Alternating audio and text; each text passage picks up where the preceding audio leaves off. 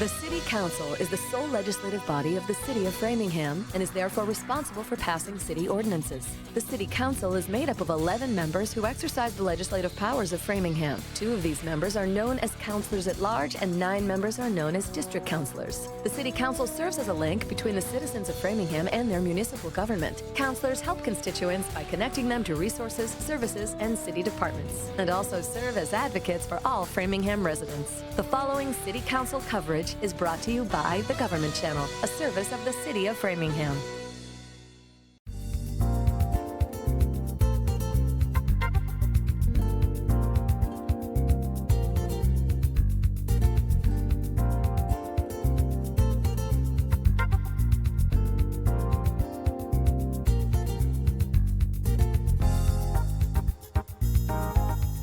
Welcome to the City Council meeting for March 31st, 2026. Sorry. We're using version 1 of our agenda, which was posted in the public meeting portal and published to iLegislate on Thursday, March 26th. Call to order. Everyone is here in the room except Councilor Bryant, who I'm told is going to be remote, but I do not currently see her remotely. First order of business would be accepting the minutes from February 17th and March 3rd. Motion to approve. Second. It moved and seconded that the minutes be approved from that date, and we'll just, I do have my cheat sheet out, but Council Bryan is online. I see it. That's why I'm going to take a roll call vote. But anyway, have any objection at all to the minutes? So seeing nothing, I'm just going to go this way, but I do have my cheat sheet out for any substantial votes going forward. Starts with Mr. Stefanini tonight. So, but for this vote, Ms. Long? Yes. Ms. Malik? Yes. Ms. Sweeney? Yes. Yes. Mr. Cannon? Yes. Mr. Ward? Yes. Mr. Alexander? Yes. Mr. Aviani? Yes. Ms. Bryant? Yes. Okay, the minutes are approved. We don't have any proclamations tonight, and we do have public participation. I don't see anyone in the room with their hand up to publicly participate on any item that is not on the agenda. And I see one person on Zoom, Mr. Bloomfield. So, Mr. Bloomfield, go ahead, you have 3 minutes. Mr. Chairman, can you hear me? Yes. Thank you very much. There comes a time, and this is it, a time that tries people's souls. Massachusetts in decline, so many concerns to deal with, to be afraid of our future. How, why, when shall this curse be lifted? No relief needed, a truly sacrifice shared by all. I mean by all must sacrifice. Young couples, their kids in debt, hardly getting by, and seniors on fixed income, the most vulnerable. While others face a share of none of this sacrifice, why aren't we getting people to share equally? If the community was to endure, there should be no local government employees, and of course, and so state employees top down also share in the sacrifice. It must be all inclusive. If an unfair solution is forced upon the people, then the people make known they will have no other alternative or choice than to defer paying their property taxes and other taxes, both local and state. People of the community must have no alternative but to care for their families, and that's the right thing to do. They must take care of their families first, and government second or third or fourth. As the song goes, I thank my lucky stars, proud to be an American with liberty and justice for all. Do not commit voter fraud. It's un-American. Politics over security. Left hates MAGA. Left will break voting laws in order to maintain their power. Left radicals, policies tearing the country apart. Soldiers will die to protect our nation, both foreign and domestic. The 250th is just ahead. Put your Star Spangled Banner over your door. Let everybody know you care. Shot heard round the world. Protests are not grassroots, but paid left-wing protest actors with billions of dollars from grifters, waste, fraud, and abuse, urged on by defiant distractors, deflectors who hate America. Mr. Bloomfield, you have 10 seconds. Yes, proud to be an American, heart and soul. Bang the drums loudly, play the pipe slowly. Massachusetts, the cradle of liberty. 1776, Washington, 44. Okay, Mr. Bloomfield, thank you. Your time is up. Hopefully our state is going to not have its time up. Thank you. Okay. Next, we have our discussion, our, annual meeting with our state legislative delegation. So thank you all for coming and welcome. And I guess to start out, we'll turn it over to you guys, which I think is what we've done in the past. So we'll start with Senator Spilker. And you, I don't know if you each want to introduce yourself, just so I think everybody knows who you are, but however you want to go about it. Right, I can introduce, and then we can go down the line, and if you want to come back, That sounds that's fine. fine. Sure. Karen Spilka, State Senator, Senate President. Jack Lewis, State Rep. Priscilla Souza, State Rep. State Representative Danielle Gregoire. State Representative Kate Donahue. Again, thank you all for coming. Senator Spilker? Thank you for inviting us. This is like a rite of spring. It does mean spring is coming. I am hopeful. I believe it's here, but it's truly coming. So I want to thank City Council Chair King, Vice Chair Lambruno, council members. I appreciate your inviting us here, and you're welcome. I also want to thank my partners that advocate for Framingham every day at the State House. We work really well together. Representatives Lewis, Sousa, Donahue, and Gregoire, as well as I want to thank Mayor Sizitsky and his outstanding staff for all that they do, and the city employees. And also thank everybody here for devoting your time and energy to our great community. Start with the budget, 27 budget, because I know that's of interest to all of you. Briefly, as you know, this will be a very difficult budget year. The Trump administration's cuts to services and grants have had and continue to have a significant impact on Massachusetts, unfortunately. We are about $4 billion with a B in real financial impacts to Massachusetts from areas from healthcare, SNAP, food, education, unfortunately, early education, K-12, public higher ed, and almost every area, seniors, veterans, every area. Because of this, even though the state revenues are coming in a little bit above benchmark, we will be especially cautious with the taxpayer money.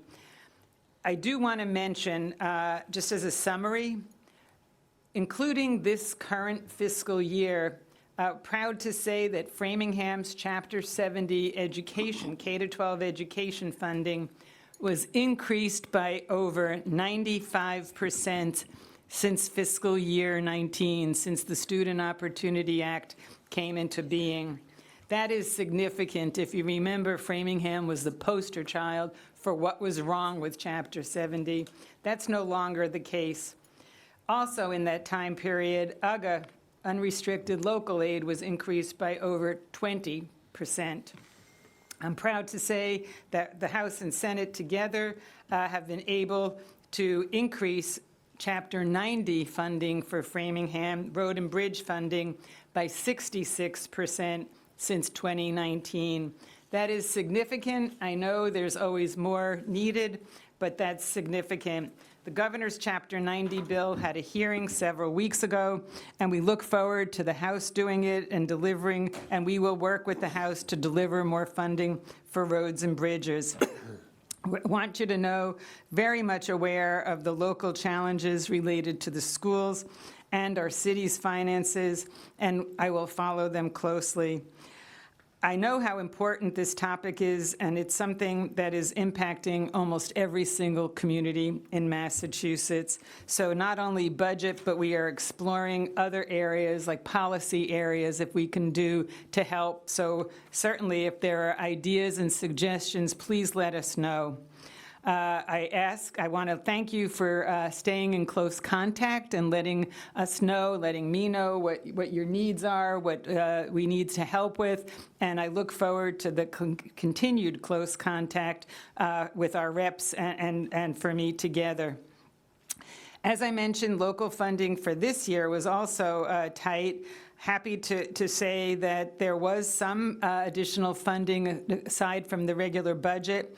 There was $300,000 for the school's Welcome Center. That really helped out. In addition, $275,000 for Framingham Adult ESL Plus, which had to move so many of their classes to Zoom because of ICE fears among the students. $700,000 for mental health services, which we know are a big issue in all of our schools. So $700,000 to be divided up among the Metro West communities, which Framingham benefited at $116,000. It's continuing to be a priority for me and will be when we do the coming supplemental budget, and that is going to be released from the Senate on Thursday. I want to also share good news about some major priorities that I've worked on for Framingham and Metro West. I think you know that we've been able to secure $12 million for the general chemical cleanup, finally, actually. The legislative delegation, as well as the mayor, just received an update from DEP to give us the information on the last phase of the cleanup. It's very exciting to finally get this done. It will be conducted this year and will be completed early to mid-2027. It's great news because we know this hazardous waste site was identified over 40 years ago. The owner abdicated their responsibility, and the $12 million allowed the state to step in and ensure the health of the residents in an environmental justice neighborhood. Also, want to mention the constituent services that my office and all the reps do. This is a major part of our job. Before I was a legislator, I never would have thought about calling my state rep or state senator for help in probably anything. But it's important that people know that sometimes, not 100%, but we can connect them to state agencies, to resources, to federal delegation or federal agencies to help them cut through the bureaucracy or help them with issues. So I do want to mention that last year my office helped over 4,000 Metro West residents with issues that they called in for assistance. And I do want to mention that my district team is exceptional. I have Susan Nickel from Framingham, Dennis Giambetti from Framingham. I have people from Hopkinton and Ashland, and a new member, Joe Russo, who is here as well. So please, if there's anything else, I do want to alert the public to call, and we will try to help. I want to take a moment to share about how excited I am about the upcoming groundbreaking for the Regional Justice Center. This is something that I have fought for 7 years. This will be over $100 million investment by the state at the old Danforth Museum site, thanks to the mayor and all of you in the city council and the whole city for supporting this and helping it actually happen. It will be the groundbreaking is going to be May 8th, so mark your calendars. You will all be invited May 8th at 11 o'clock. It will increase access to justice for the residents of Framingham and all of Metro West, and it will really, I believe, help spur economic development for downtown Framingham, bringing a lot more people to downtown Framingham, not only the people involved in the court case, but workers and attorneys and all the other people that will be coming to the courthouse. So it will be the district court and then juvenile court, housing court, finally, recently, and other courts. So it will be a real regional justice center and very exciting. Thank you for your support. I also want to applaud the city for your outstanding efforts for cleaning up another contaminated site, Mary Dennison Park, in the same neighborhood as General Chemical, and I look forward to celebrating that grand opening. Just quickly want to take a moment to share what we're prioritizing in the Senate. I want to talk about immigration first. I have to say, I believe Donald Trump is doing real harm in this community. I hear and I know people are afraid to go to work, send their children to school, go to their faith-based institutions, and people are basically scared. So to date, working with the House, we have secured and delivered over $5 million for legal help for immigrants, delivered funding to Attorney General Campbell so she can fight Trump in court. She has over 40 lawsuits against the Trump administration. Many of them she has won and helped bring millions of dollars back to Massachusetts. We ensured that all students, regardless of immigration status, have access to public education. It prohibited the impersonation of a federal officer and prohibited sharing personal data and keeping it personal. We believe that personal data is just that. It's yours. It's personal.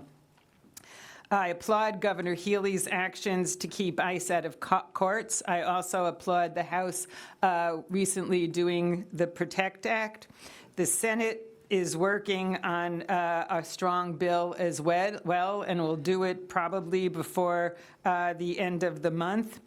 We will add certain provisions to it as well and try to get that to the governor's desk as soon as possible.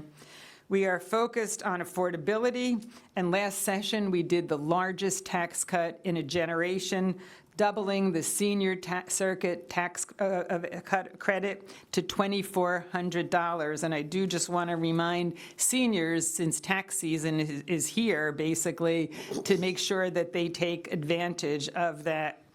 The Senate also passed legislation to ban cell phones in schools, in classrooms from bell to bell, and working together with the House, we championed a bill to safeguard women's and transgender youth health care, which Governor Healey signed into law this summer.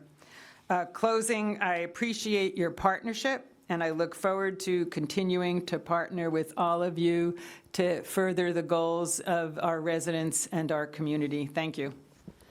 Thank you, Senator. Anybody else like to speak or?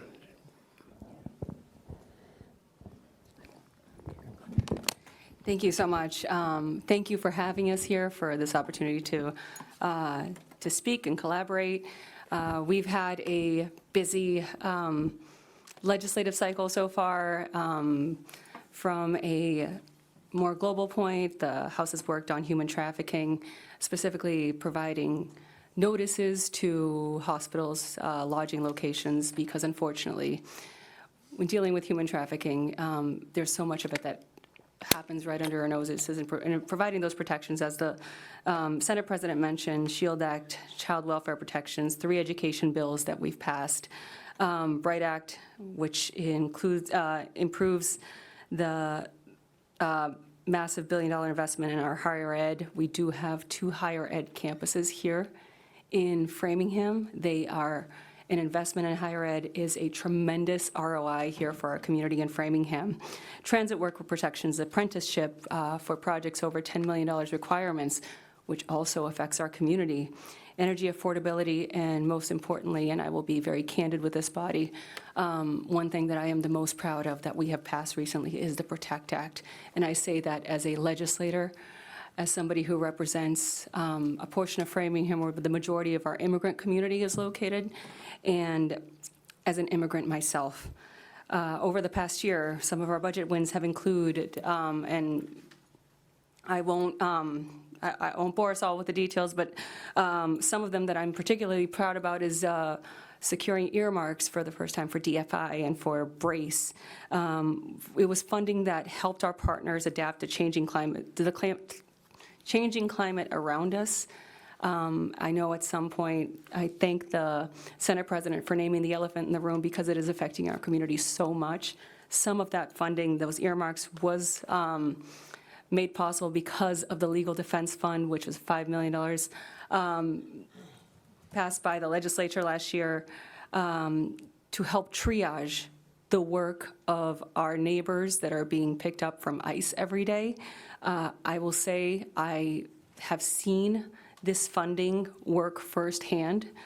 And if you will indulge me, I will say that when someone is picked up by ICE, by the federal government, there is a haste to take them out of state, outside of our jurisdiction, outside of our protections.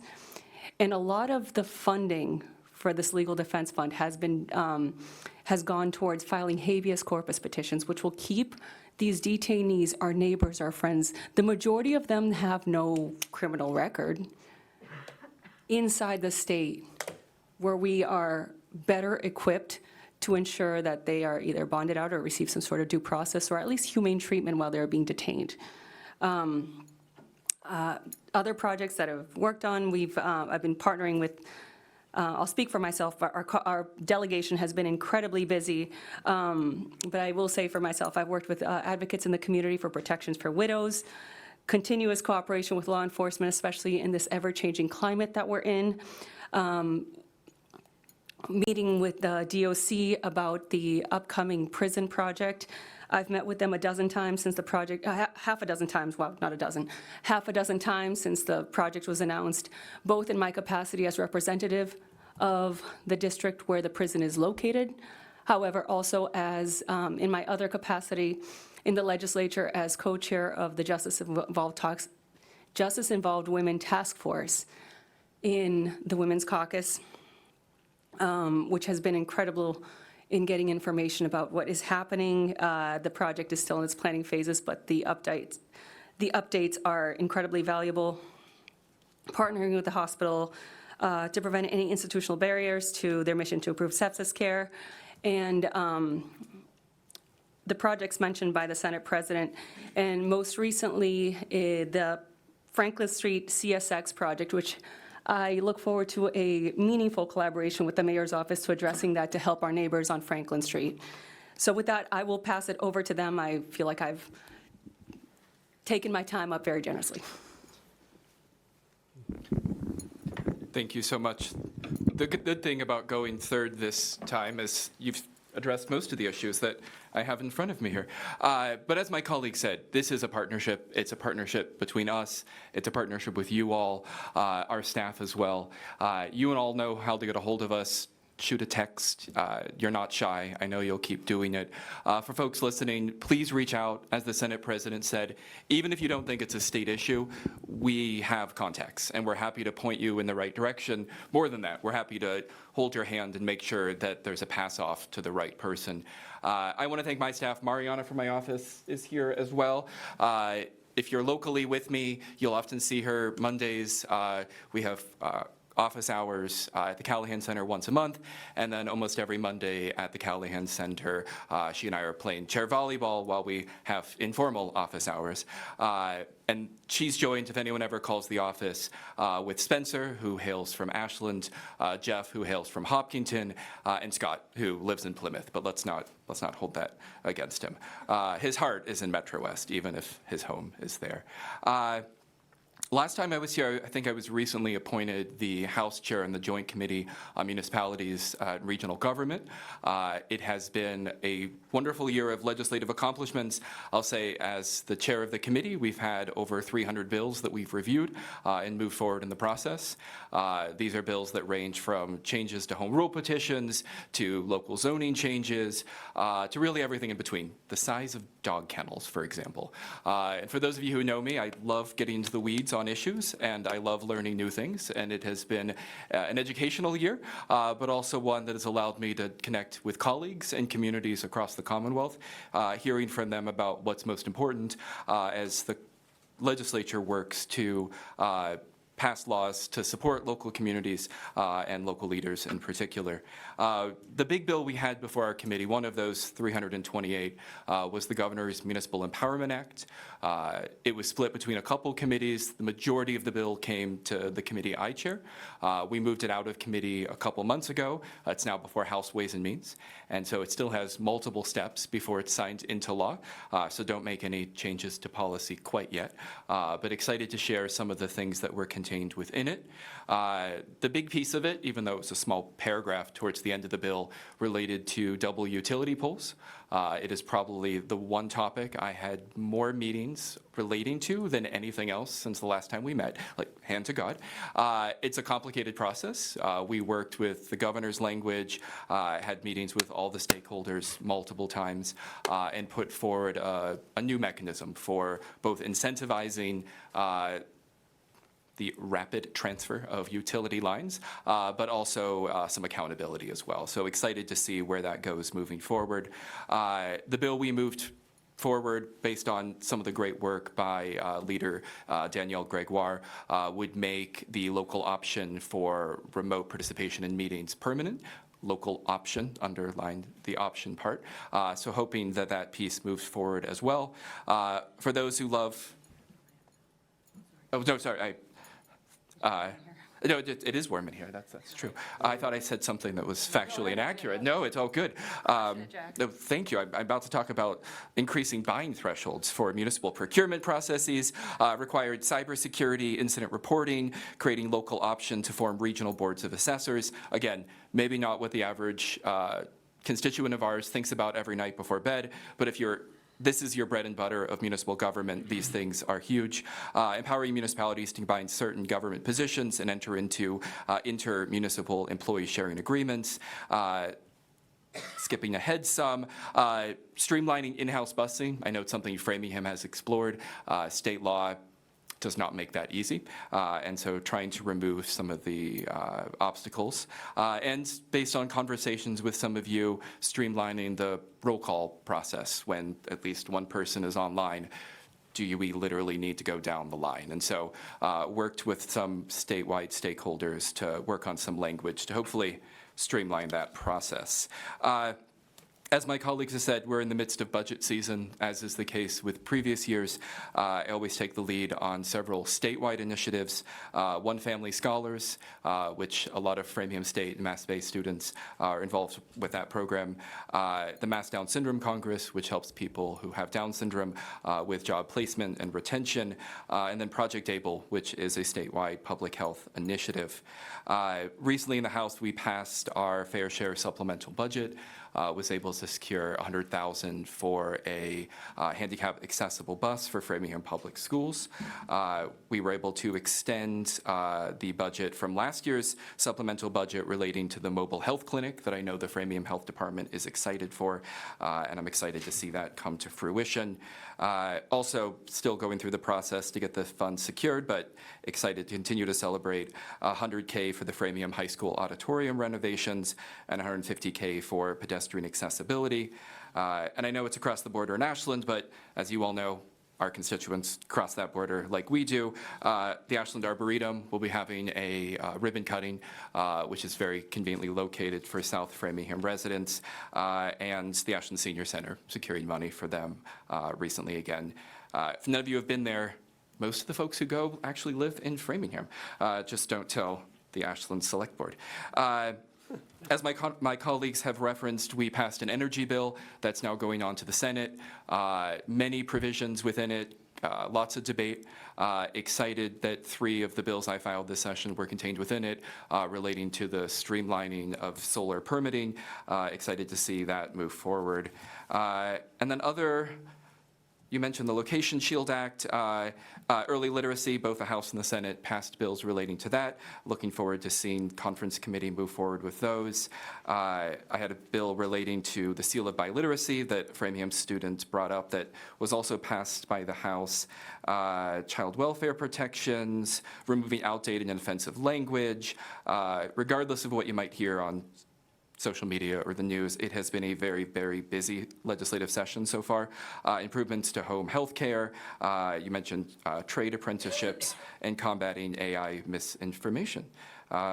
With that, I will see what we've forgotten for our other colleagues to add. What else you got, Red? Nothing, absolutely nothing. So I know we always say there are between 5,000 and 7,000 bills filed per legislative session, and I think we've covered them all already tonight. So I just want to echo the sentiments of my colleagues earlier about the teamwork that we have, our frequent meetings with the mayor. So I do feel like we have a really good finger on the pulse of what's going on here in the city of Framingham. And we do have our budget requests ready to go. Representative Souza and Lewis lead the charge for the Framingham delegation because they have geographically so much more of the city of Framingham than Representative Donahue and myself.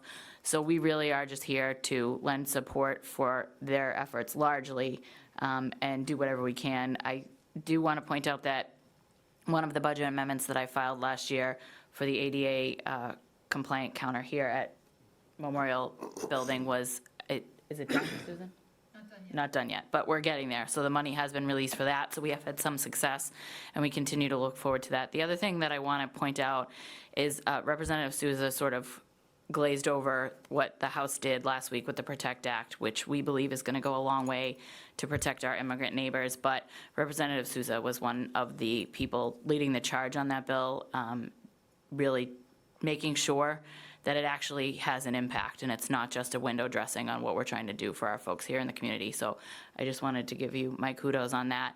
And I really appreciate the opportunity to be here with you all tonight and look forward to what I can hope is a conversation. So I'm going to pass it off.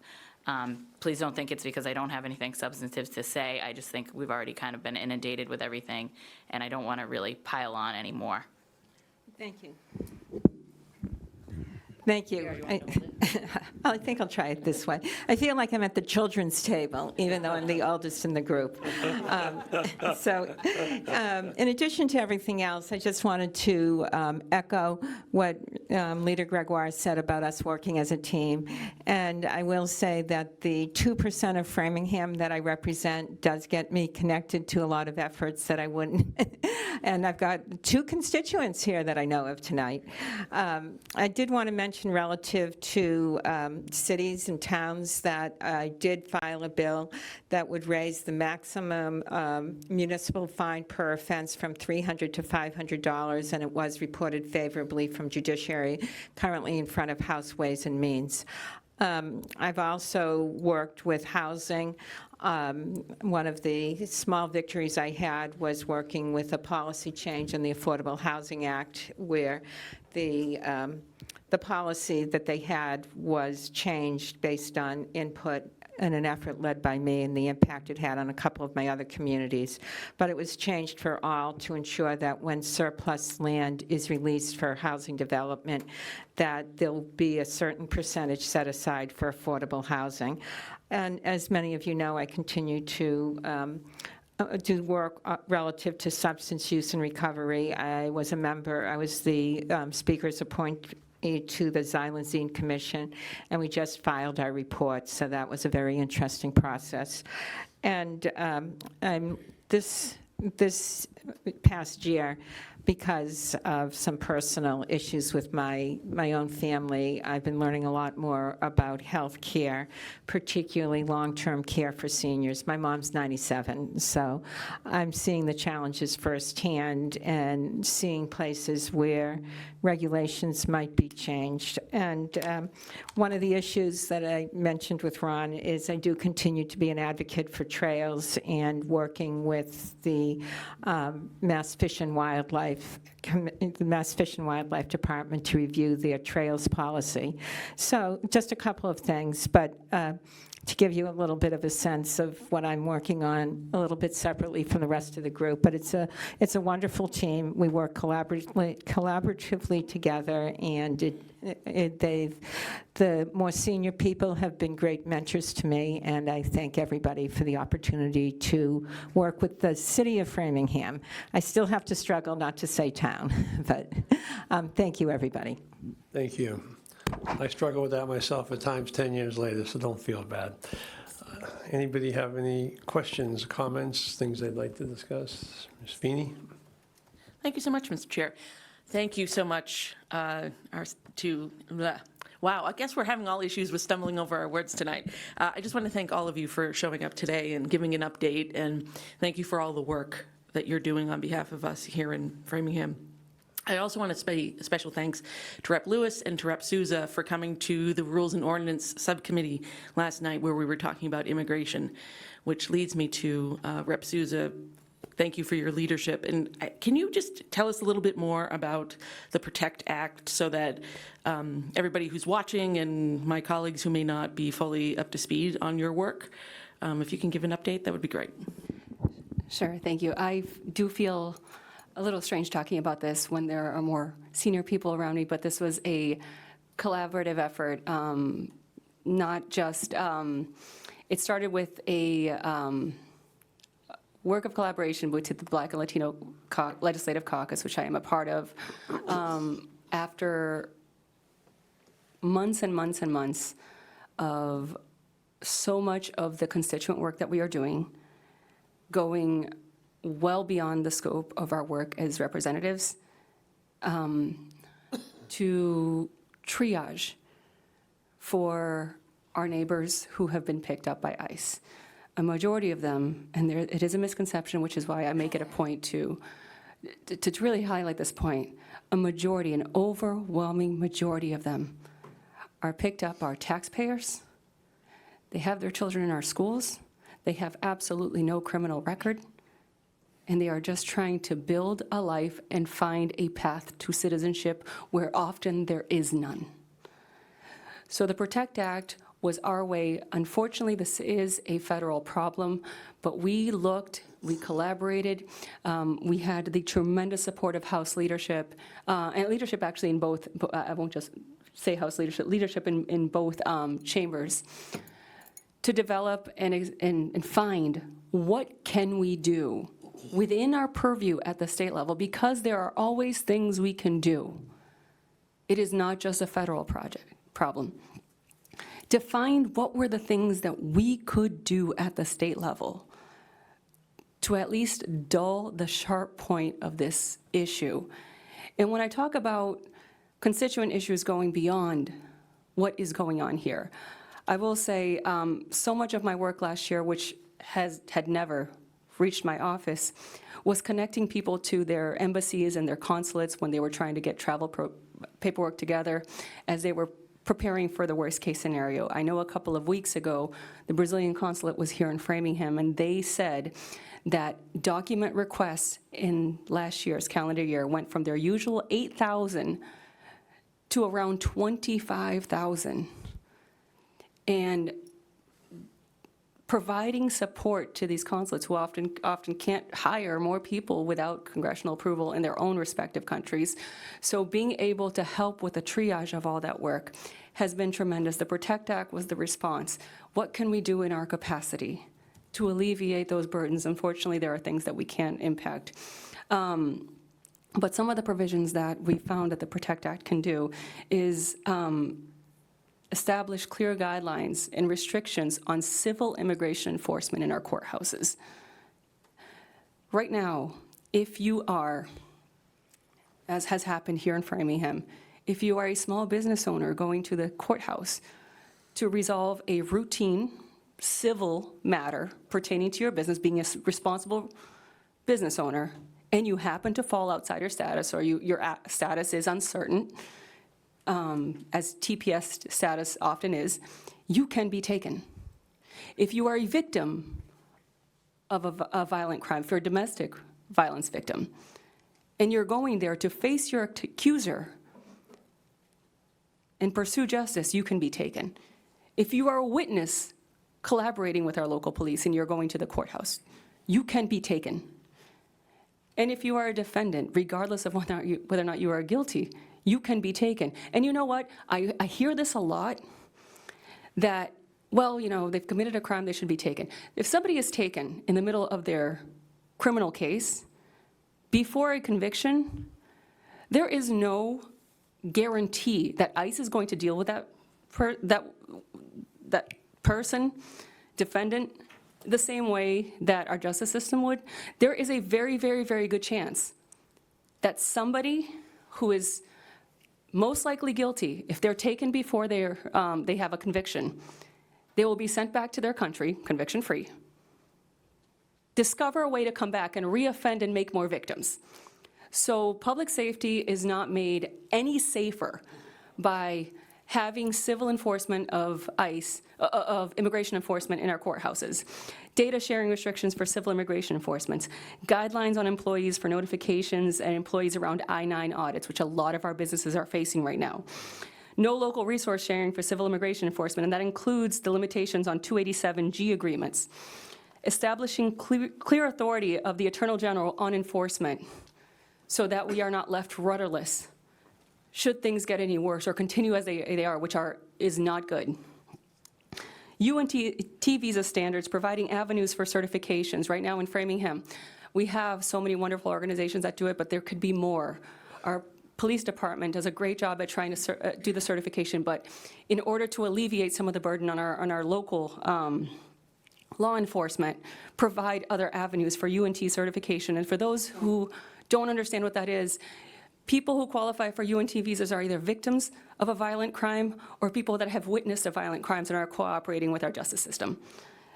Also providing detention standards. I know a lot of people may not know this, but we do have ICE detainees here in Massachusetts. They're held at Plymouth County Correctional Facility, at Plymouth County Jail. And what's happening a lot of times, ICE detention being coercive and made for, to ensure compliance, sometimes happens, somebody's in a process waiting for their asylum case. They get taken today. Today is what, the 31st. Say I am taken.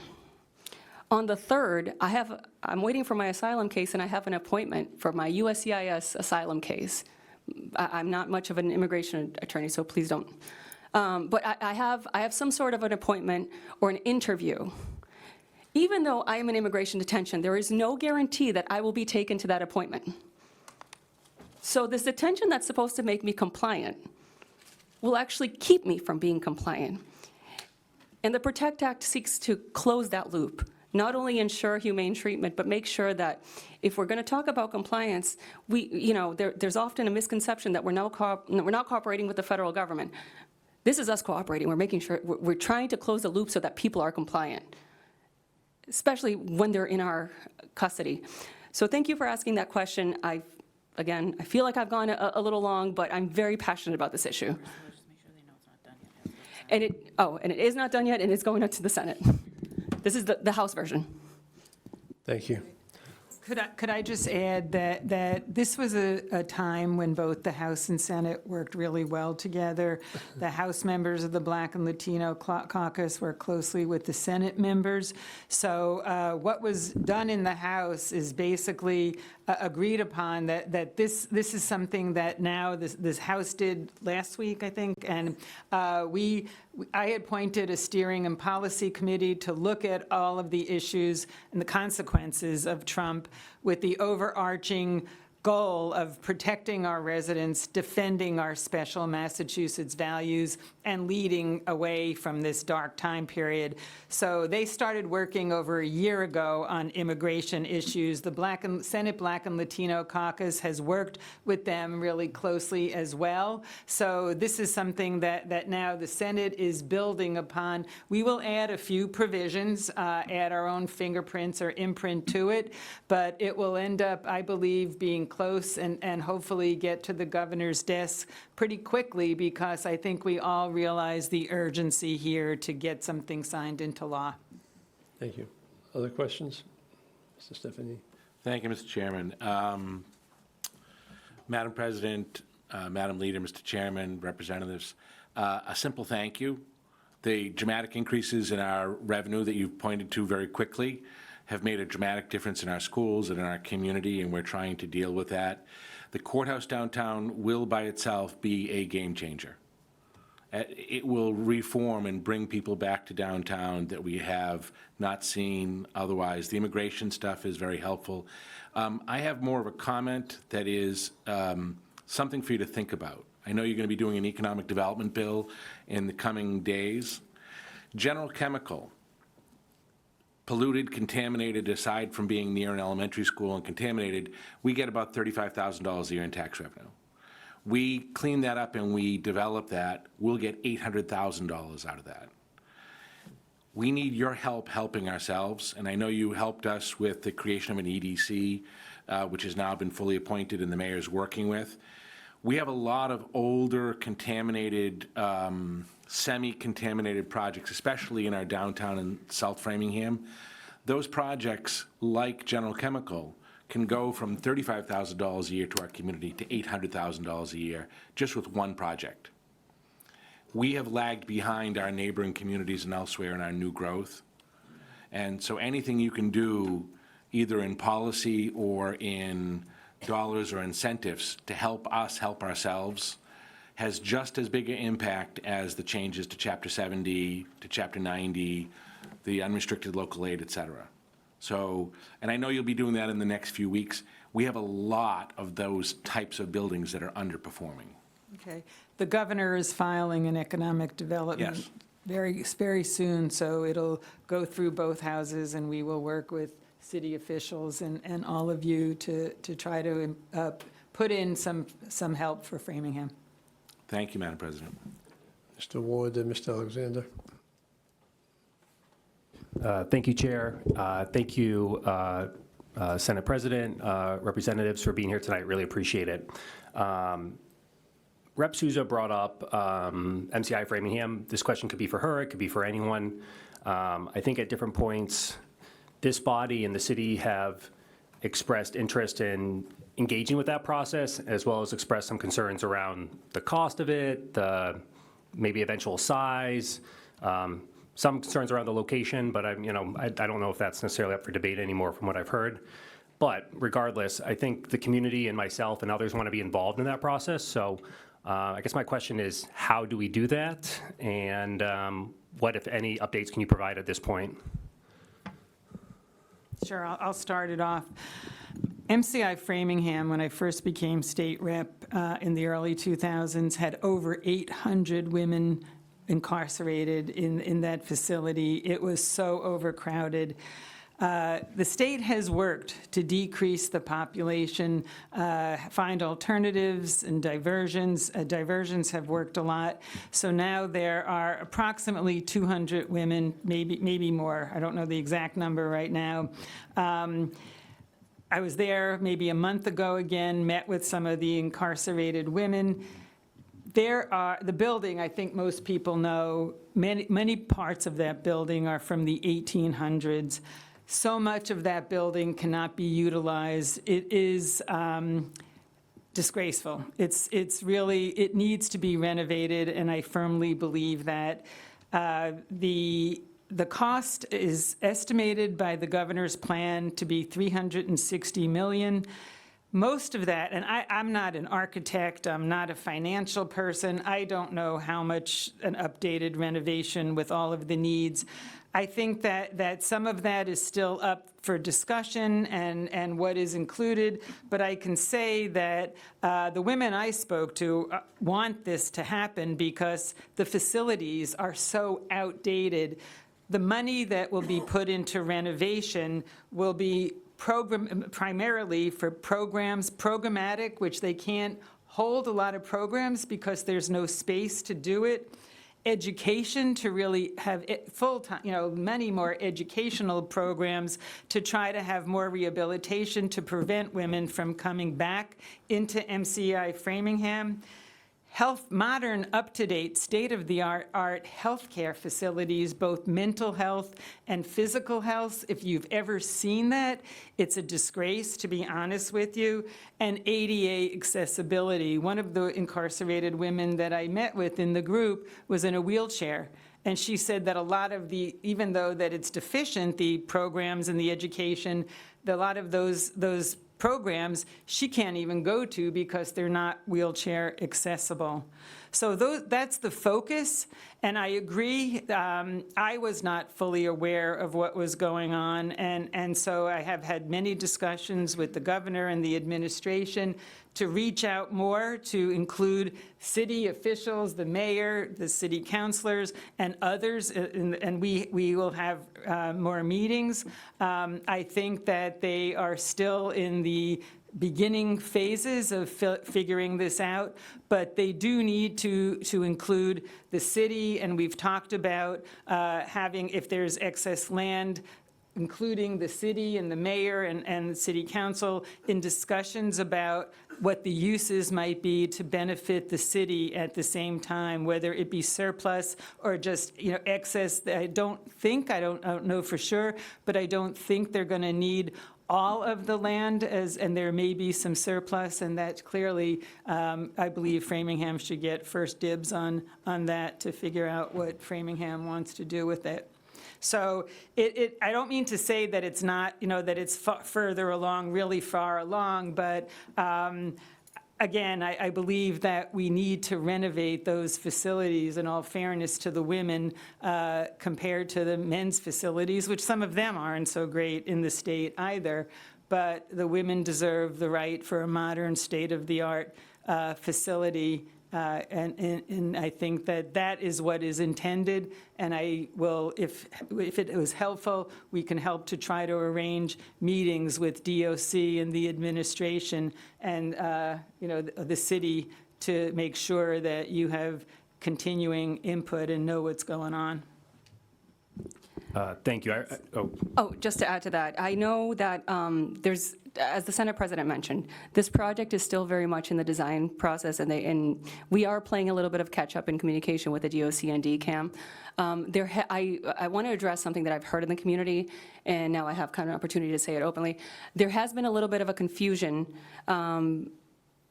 about whether or not we are in the design process. We are, and part of the confusion, I think, comes from the fact that there was a separate demolition project that happened at the facility last fall. That was already planned. That is separate from this project, and it doesn't mean that, they're breaking ground and not communicating with us. There is an opportunity. We will all, I've seen all of us ask in the meetings whether or not there will be collaboration with the city, whether or not there will be more communication. But we are very much still in the design process. They have had multiple town halls with the stakeholders, the people that are directly, the residents, the people that work there, and I've, like the Senate President, I've had an opportunity to go there and visit with the residents of the facility. In addition to the town halls, the DOC has taken tremendous care to make sure that the feedback that they get is actually helpful and is actually honest. And there was a concern that perhaps in these town halls, when they're facing the directors of the facility or the authorities before them, they'll just say what they think the person in front of them wants to hear. So the DOC actually last week launched an anonymous survey that is being pushed out with push notifications to all the residents' tablets where they can fill out anonymously in an effort to make sure that the feedback that they are receiving is honest feedback. I say that because we have heard around the community that that's not the case. There is a conscious effort being made to solicit feedback from stakeholders, but especially honest feedback. As the Senate President said, we don't know much about what this project. I have been told that there's going to be 2 buildings, one for programming, one for healthcare, which is incredibly important. We do need more space for healthcare there. For healthcare, yes, but especially for programming. But even before we do that, programming is also moving along in the prison. This is a project I'm incredibly passionate about. Here in January already, we have restarted. It was paused for reasons that, beyond my understanding when I wasn't a rep. But the bachelor's program stopped, and women were not able, unlike the men in correctional facilities, were not able to pursue their bachelor's. As of this spring, that has changed thanks to a partnership with BC, and I know that they're looking for partnerships with other higher ed institutions.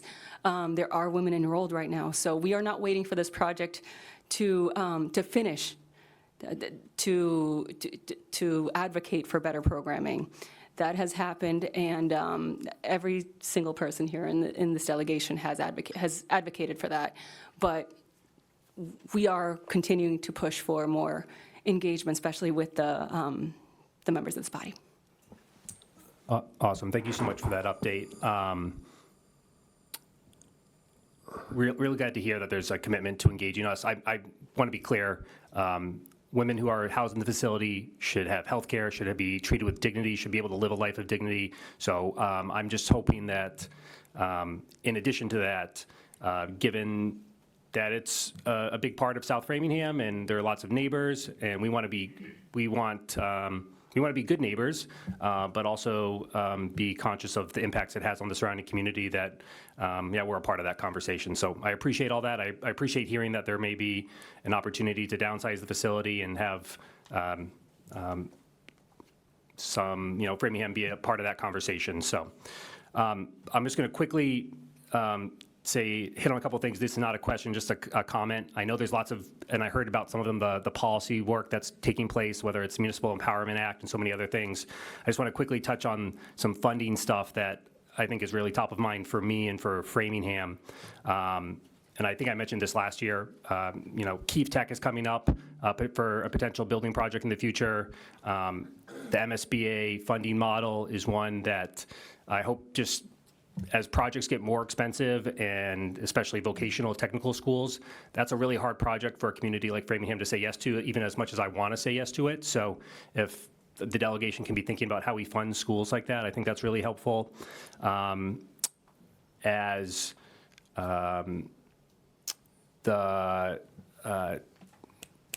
IIJA funding from the federal government comes to an end, I'd love to hear that Chapter 90 is, seen, I think it was a 60% increase during your time, but continue to fund a program like that is incredibly helpful. And then to Councilor Stefanini's point around funding economic development, I know the Housing Works program is one that has been pushed in the past around supporting housing, and I think we all know we need more housing, but in order to do that, we need to be able to fund it. So those are my quick plugs, and I will turn the floor over to others.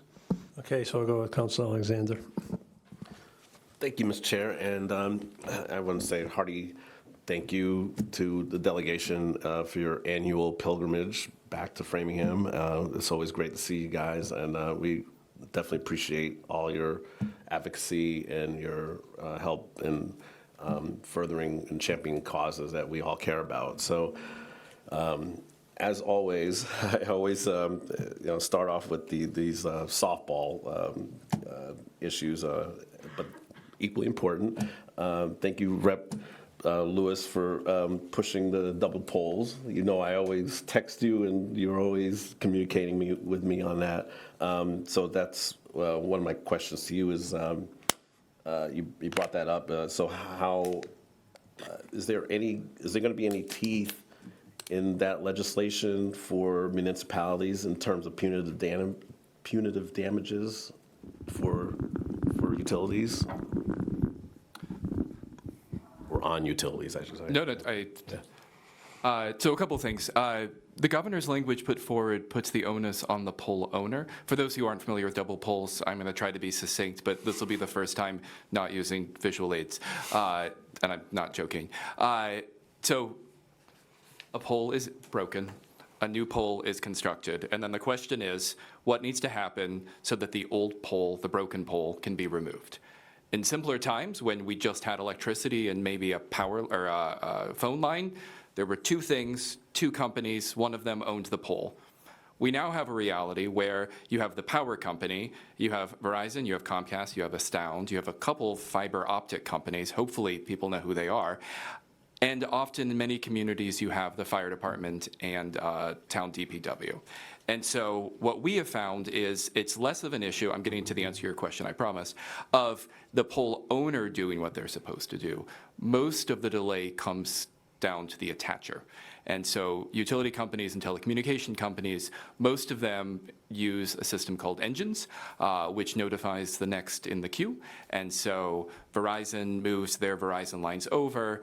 in a perfect world, Verizon updates the engine system, Astound is next in line, Astound gets notified, and then they go out and transfer the line.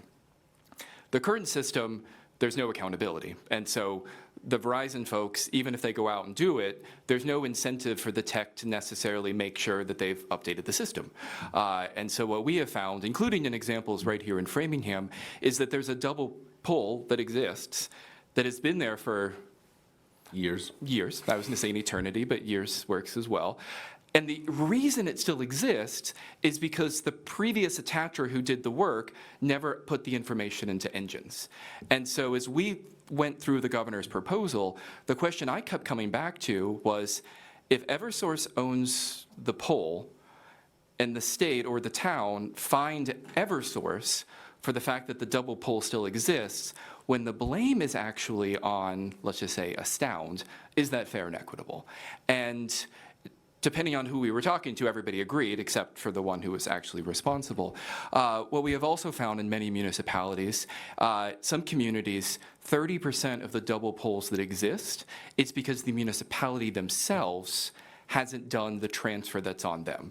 And so I've had some very interesting conversations with fire chiefs in municipalities across the Commonwealth, where I'm like, did you get the engines email? And they're like, what are you talking about? It's like, you should be getting an email from engines. And because you're not getting that email, your state rep's mad because there are 40 double poles in your town that are all on your shoulders when everyone has pitchforks wanting to go after Eversource and Astound and Verizon. So what we did in the legislation that we put forward was, and I promise this is as succinct as I've ever been, clear timeframes where we're incentivizing and requiring the usage of engines. So municipalities are going to have to use engines.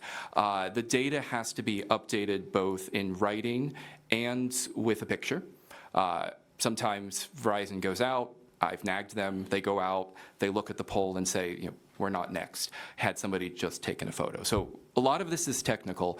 So a lot of carrots, a lot of incentivizing, requiring the use of engines, and then the accountability is folks have a time frame. And it's not on the poll owner. After a magical 90-day period, the poll owner gets fined. The onus is on the attacher. And the time frame is, once the clock starts, you have X number of days before a fine gets kicked in. That fine that's taken in by the state is then distributed to municipalities that are also compliant. And so it's, again, a paragraph in the governor's bill that was not supposed to be the majority of the work of the committee this year.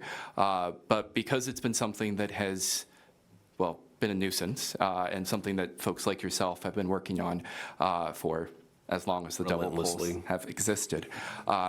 So yes, so we're trying to put a fine structure in place that's equitably spread so that the poll owners themselves aren't held accountable for things that are beyond their control.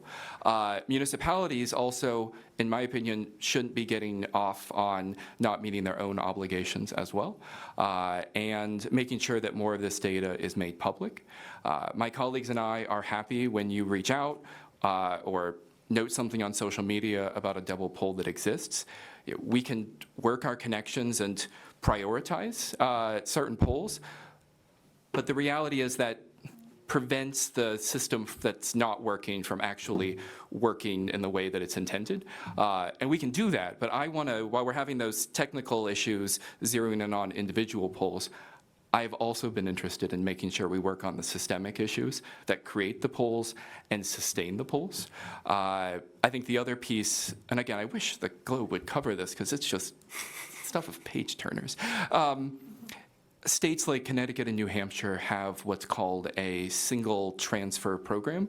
And so not utility companies, but telecommunication companies in those states enter into voluntary agreements where instead of Verizon going out and then Astound and then Comcast, they've entered into agreements where they go out together and collectively move those lines. as long as those companies agree, then there's, those questions of liability aren't, are mostly sidestepped. But I'm eager to see what House Ways and Means does. Our proposal is very different than many of the proposals that have been tossed around. We also formalize the creation of a working group to make sure that all of these folks who are constantly pointing the finger at everyone else but their own company are forced in a room to bring about accountability, all while knowing that the fine clock is ticking. Excellent.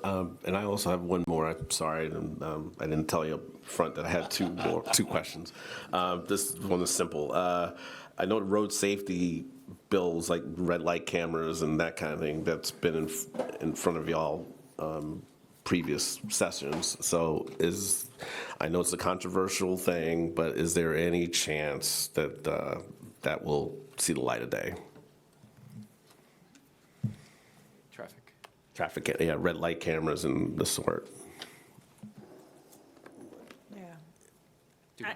I know that in the Senate, it's being worked on, because it is controversial, and I won't get into all the details of the complications, but it is something that we are working with, and a lot of organizations that have concerns about it, and how to overcome those concerns if we can make something happen. So I can't answer definitely yes at this point, but we have been working on it this session.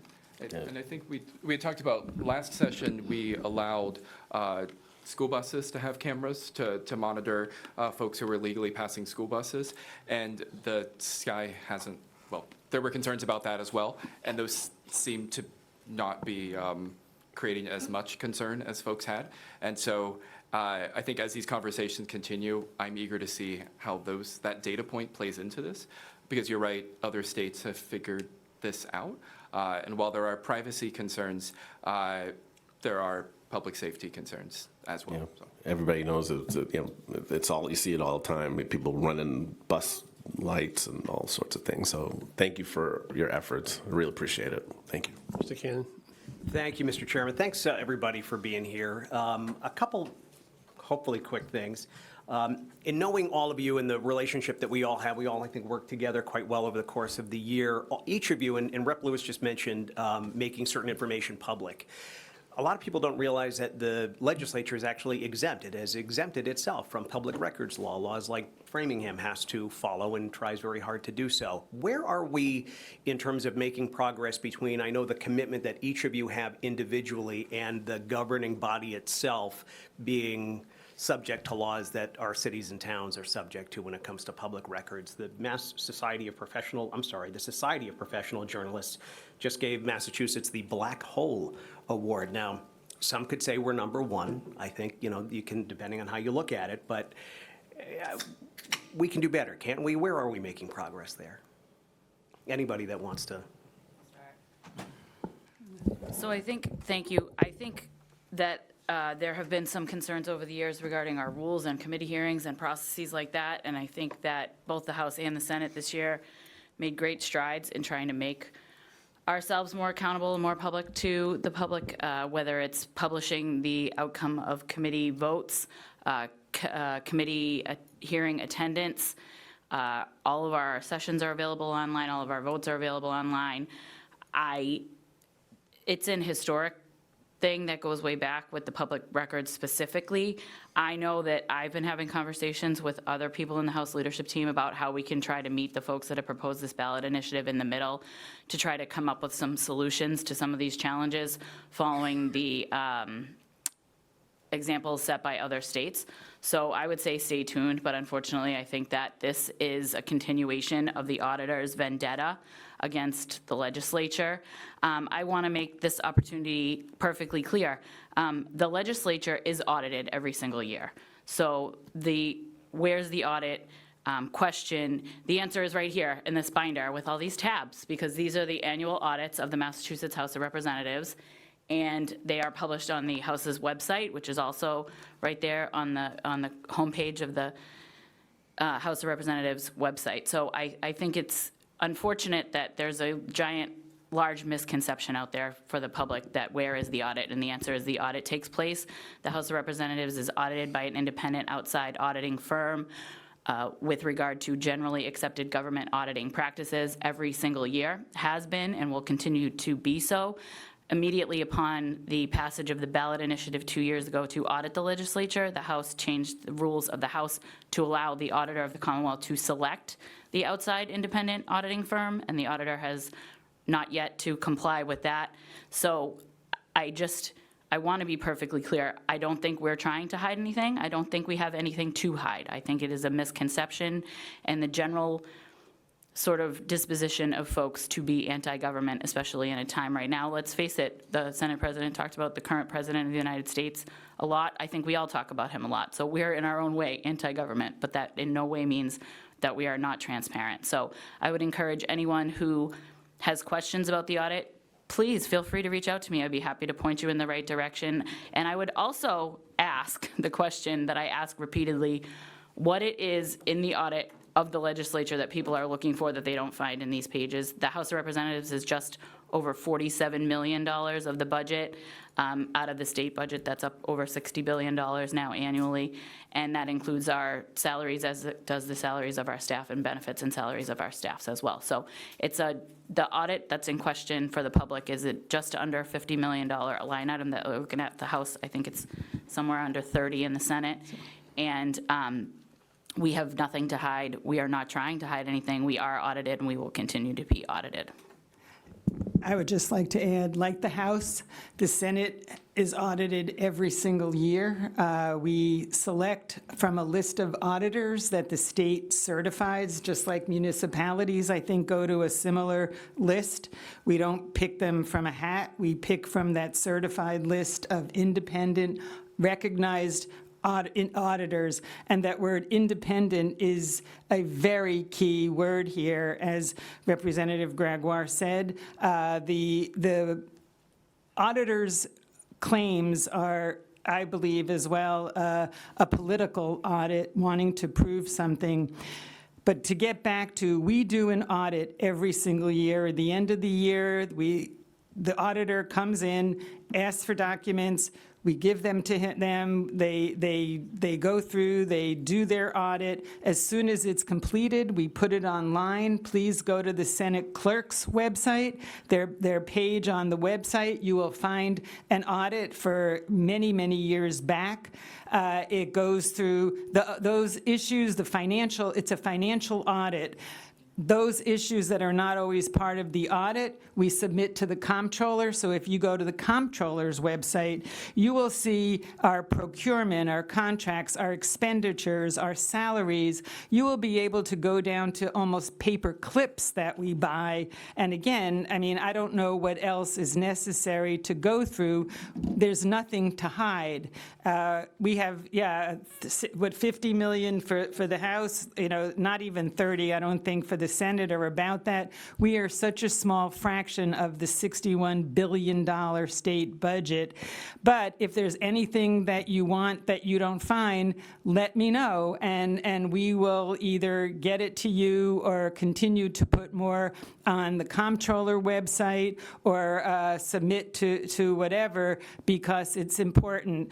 As mentioned, all of our votes in committees are on the website. Our votes in every single formal session and every bill is on our website. The testimony is public. The hearings are public, and you could either come physically watch the hearings or they are all streamed. Our sessions are public or all streamed as well. So everything, our journals are public. It's all public. So I'm not exactly certain what else is not provided to the public in an effort, and we are continuing to be transparent. The Senate has put out in front of its Senate chamber, if you come to the State House, and you're all invited, you will see a board that is constantly changing, that informs the public what we have worked on in the past, what we are working on now, and we're trying to figure out many, many ways to let the public know, whether it be social media or articles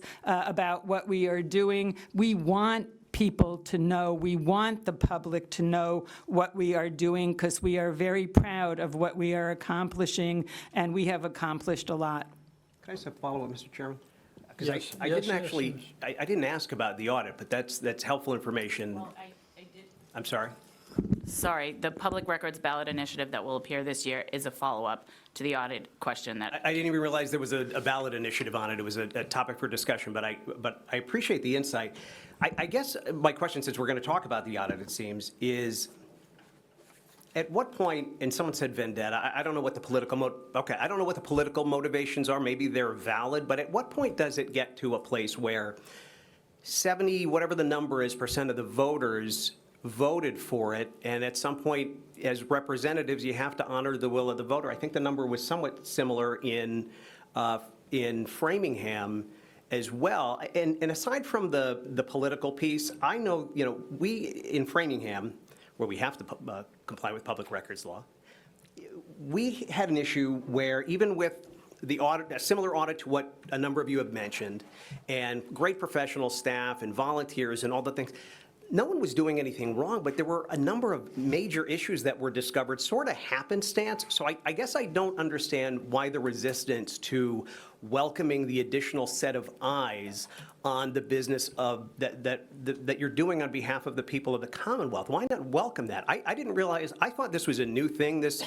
Office of the State Auditor, but it looks like since the 1800s, that office had audited the legislature more than 100 times. Absolutely not.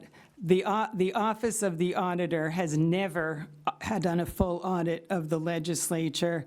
It was created by the legislature, and it was created to audit executive agencies that the legislature created. The legislature created the agencies that are audited by the auditor. The legislature is created by the Constitution, a very different entity with constitutional protections and obligations that we have. And one of the major pieces of the Constitution is separation of powers. And in fact, it's very important to note when the Constitution, the Mass Constitution, which our U.S. Constitution is based on, the Mass Constitution presented to the people of Massachusetts was not approved because the separation of powers was not strong enough. They went back, our founding fathers revised it, little history lesson, I'm sorry. I love it. And they strengthened it so that we have 3 independent and separate branches of government, and no branch can oversee or have any monitoring over another branch. They didn't want a king to happen here in Massachusetts. So no branch, the executive cannot oversee the legislature, the judicial, so each one is independent. And that is exactly what we believe the auditor wants to do, insert herself into the doings of the legislature in violation of the separation of powers clause and other clauses of the Constitution. If you want to follow up, I'm certainly willing to meet and have coffee and go into this more.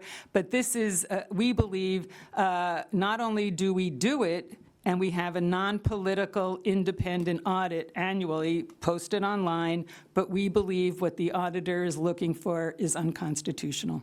But I guess my last question, and I'll leave it here, Mr. Chairman, is when I hear the constitutional argument, because I've heard that before, I follow this, I like probably most of it in this room, watch the shows on Sunday morning.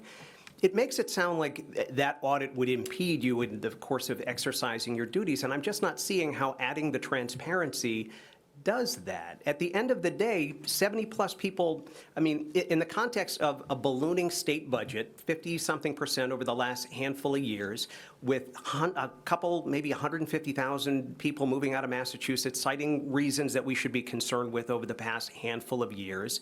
And it seems a day doesn't go by with the discovery of additional fraud. Why would we not want the additional service? And maybe I'm wrong, but... She doesn't want to audit the state budget. She wants to audit the legislature, which is a very tiny fraction. So, I mean, it's a very different, and I don't want to take... But ma'am, respectfully, and I'll just finish my thought here and then we can move on, but I'm not talking about what she wants to do. That's what we keep coming back to in this conversation. I'm talking about what 70% of the voters decided she I wanted. guarantee you that if you ask 10 people out on the street right now what they voted for when they voted for that ballot initiative, 0 of them would get it correctly. And I also would like to say that just because 72% of people vote for something, that doesn't make it magically legal or constitutional. Unfortunately, the way the ballot initiatives are set up in this state, they do not need to pass legal or constitutional muster prior to going to the voters. There is a process in place. It is currently playing out. The courts of this Commonwealth will rule whether the auditor auditing the legislature is constitutional. We believe that will come out that it is not constitutional. And that's, I mean, the bottom, so you keep going back to the 72%, but like I said, Yeah. I guarantee. That's who voted for it. Yeah, but I tell you right now, they didn't vote for that. They voted for what they were told they were voting for. It's a totally different ballgame, and All right. I just think that you've gone very far from where we came here for tonight. Let me finish this, because I was interrupted, but Right, to let people think that when you have someone, when I allow you to choose the firm that audits me, right, I'm still controlling the scope of the audit. Yes. Okay, all right. Well, this has been eye-opening, and I appreciate the insight. Thank you, team, and thank you, Mr. Chairman. Thank you, Mr. Ken. Okay. I'll ask Ms. Bryant, and I think we will be done after that. Ms. Bryant? Thank you. I will just, well, originally I was going to ask Representative Donahue, you mentioned getting a fine increased from $300 to $500, but could you elaborate what type of fines are you speaking of? Yeah, it wasn't that that the legislation would be increasing the fines. The legislation that's proposed would allow the municipality to set the fines up to $500. Right now, the cap is $300, and that could be anything from a snow dumping violation. Is one of the environmental movement wants to have some teeth in some of the things that happen right now, where the fines are very low, and this would allow the fines to be up to $500. Thank you, thank you. And then now that I have to say, Councilor Cannon did not open the discussion of the audit, but it is prescient. It is on the minds of many taxpayers, and actually, our esteemed state delegation brought it up, but words were thrown around of vendetta, and it did seem to be on that one person, position, or whatever, state vendetta, and I just feel that the word vendetta and other things came up.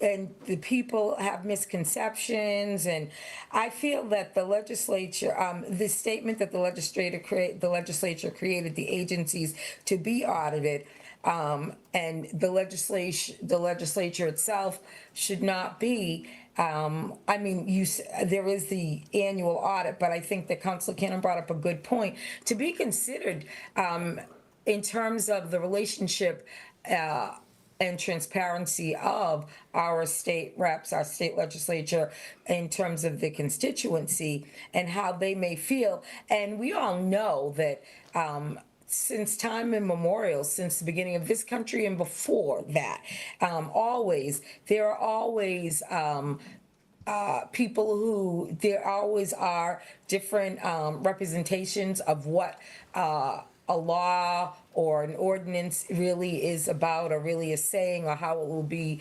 enacted, what it means. There's always going to be differing opinions. I don't think it's fair to state that I don't think Representative Gregoire can state definitively that can guarantee that 10 people do not know. If you ask 10, none of them would actually understand it. But that's her opinion. Like they wouldn't understand it the way she believes they should. So I get it, right? But I also think that saying, well, we didn't come here to discuss that, but you did open the floor to that. So I'm just saying that's not, I can understand why you guys would be like, okay, sick of it and make that statement. But but it's heavy on your minds, obviously, because you guys brought it up and you did, and it kind of seemed like, you kept using attack words against one of your fellow, elected officials, and I'll say also fellow Democrat. Not that that really matters. And just in terms, not saying right or wrong, but it did seep into the frustration and whatever seeped into your, what you came to do tonight. And I think, obviously, the Framingham Democratic Committee has been, is very loyal, but I do suggest or encourage. I think the work you guys do is great, but I think that I do encourage that our legislature just take a look and consider some of the points that Councilor Cannon made in terms of even if you know that you are right, sometimes you have to reach out. Hold on for a second, Ms. Bryant. Is there an issue here? Yeah. All right. So, Ms. Bryant, I want to give you the time that I've given others, and I appreciate your points. But I am trying to get to the point to wrap this up. I mean, it is very difficult. I was finishing the sentence. I know you were. There was a commotion in the room. That's why I interrupted, not because of you. Okay. It had nothing to do with you. But this is challenging to chair a group when you have 17 politicians in the room, okay? So. All right. All I would say is, in terms of the look of our legislature, who we want to support completely and to be able to defend when questions come up, just maybe get some feedback from some professionals in terms of how to make to explain this to the public, and possibly just go ahead and not give in, but accommodate it if possible. Councilor Bryant, can I respond to? Thank you, Mr. Representative Lewis. I'm happy to not. Yeah, I really prefer not to talk anymore about the audit if we could avoid it. I'm not trying to cut you off, but I mean, I think we've went deep enough. So I think unless there's anything else that anybody has on the council, we will end this part of the discussion for tonight, because we have a lot going on. I'm sure you guys all have something to do too. Yes, we can take a 5-minute recess. Thank you, everyone. Jack, you can call me. We're going to put the heat up so everybody's comfortable while we're in. Down now. Our community, a unique and diverse place, founded on land granted to a farmer from England. We've produced heroes of the American Revolution and Civil War. The home of journalists, abolitionists, inventors and furniture makers, industrialists, and the entrepreneurial spirit that produces world-class products and services.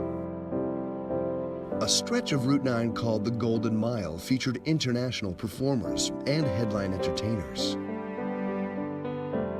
where groundbreaking medical treatment for our wounded warriors was developed and the most comprehensive study of cardiac care continues. The birthplace of major league competitors that fill us with local pride for our home teams, and a teacher and American icon that soared above the stars. Framingham, how do you stay informed?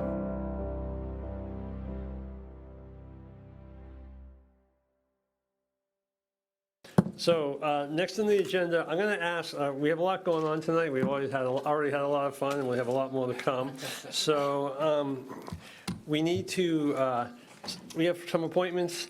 I'm going to ask that items 2 to 6 be presented together, because there's like one in each of those items. So they're on the agenda for, and if anybody has any question about one of them, we can always take one out. But for the purposes of introducing him and making the motion, I would ask Councilor Bruno to take items 2 to 6 together. Thank you, Chair. So the Appointment Subcommittee met on March 23rd, and we voted unanimously to favorably recommend the following appointees to boards, committees, commissions, as outlined in the background materials. David Whitings from District 1, Cushing Memorial Chapel. Kevin Swope, who's here tonight, for our new District 6 Framingham historian. John Brannigan, D, from District 2 for the Historical Commission. Bob Ansbach from District 7 to the Human Relations Commission. And Clayton Howard from District 5 to Parks and Rec Commission. So I'd like to make that motion. Second. Second. Okay, is there any discussion of any of that? Seeing none, all those in favor, starting with Mr. Stefanini? Yes. Ms. Bryant? Yes. Myself, yes. Ms. Lima Bruno? Yes. Mr. Ward? Yes. I'm sorry, Ms. Long? Yes. Mr. Ward? Yes. Ms. Feeney? Yes. Mr. Cannon? Yes. Mr. Alexander? No, he stepped out of the room. Mr. Vianney? Yes. Ms. Malik? Yes. Excellent. Okay, Okay. thank you, guys, and welcome Kevin. He's in the room tonight, our new historian. Thank you. Thank you. Thank you. Okay, so next is the continuation of the meeting, the public hearing for the capital improvement. We're not doing the cable advisory guy? Oh, yes, I'm sorry. Oh, yeah, I am don't forget referring him. yes, our number 7 is the referral, which I'm going to do unless anyone objects about the cable advisory board appointment. Okay. Next is the capital projects public hearing. The Finance Subcommittee is still working on this, so we're going to continue this to 4/21/26. So if someone would have a motion to... So moved. Second. It's moved by Mr. Stephanie, seconded by Mr. Bruno, that this public hearing be extended to 4/21/26. So all those in favor, Ms. Bryant? Yes. Myself, yes. Ms. Lane Bruno? Yes. Ms. Long? Yes. Mr. Ward? Yes. Ms. Feeney? Yes. Mr. Cannon? Yes. Mr. Alexander? Still out of the room. Mr. Vianney? Yes. Ms. Malik? No. Okay, so that is 8 in favor, 1 opposed, and 9 in favor, 1 opposed. Do I and get to one- vote? Sure. Do you want to vote? Sure. Okay. wait a minute. Yes. So 9, I couldn't quite make it all that up there. So 9 in favor, 1 opposed, and 10, move the capital budget to 4/21/26. 10 in favor, 1 opposed. Okay.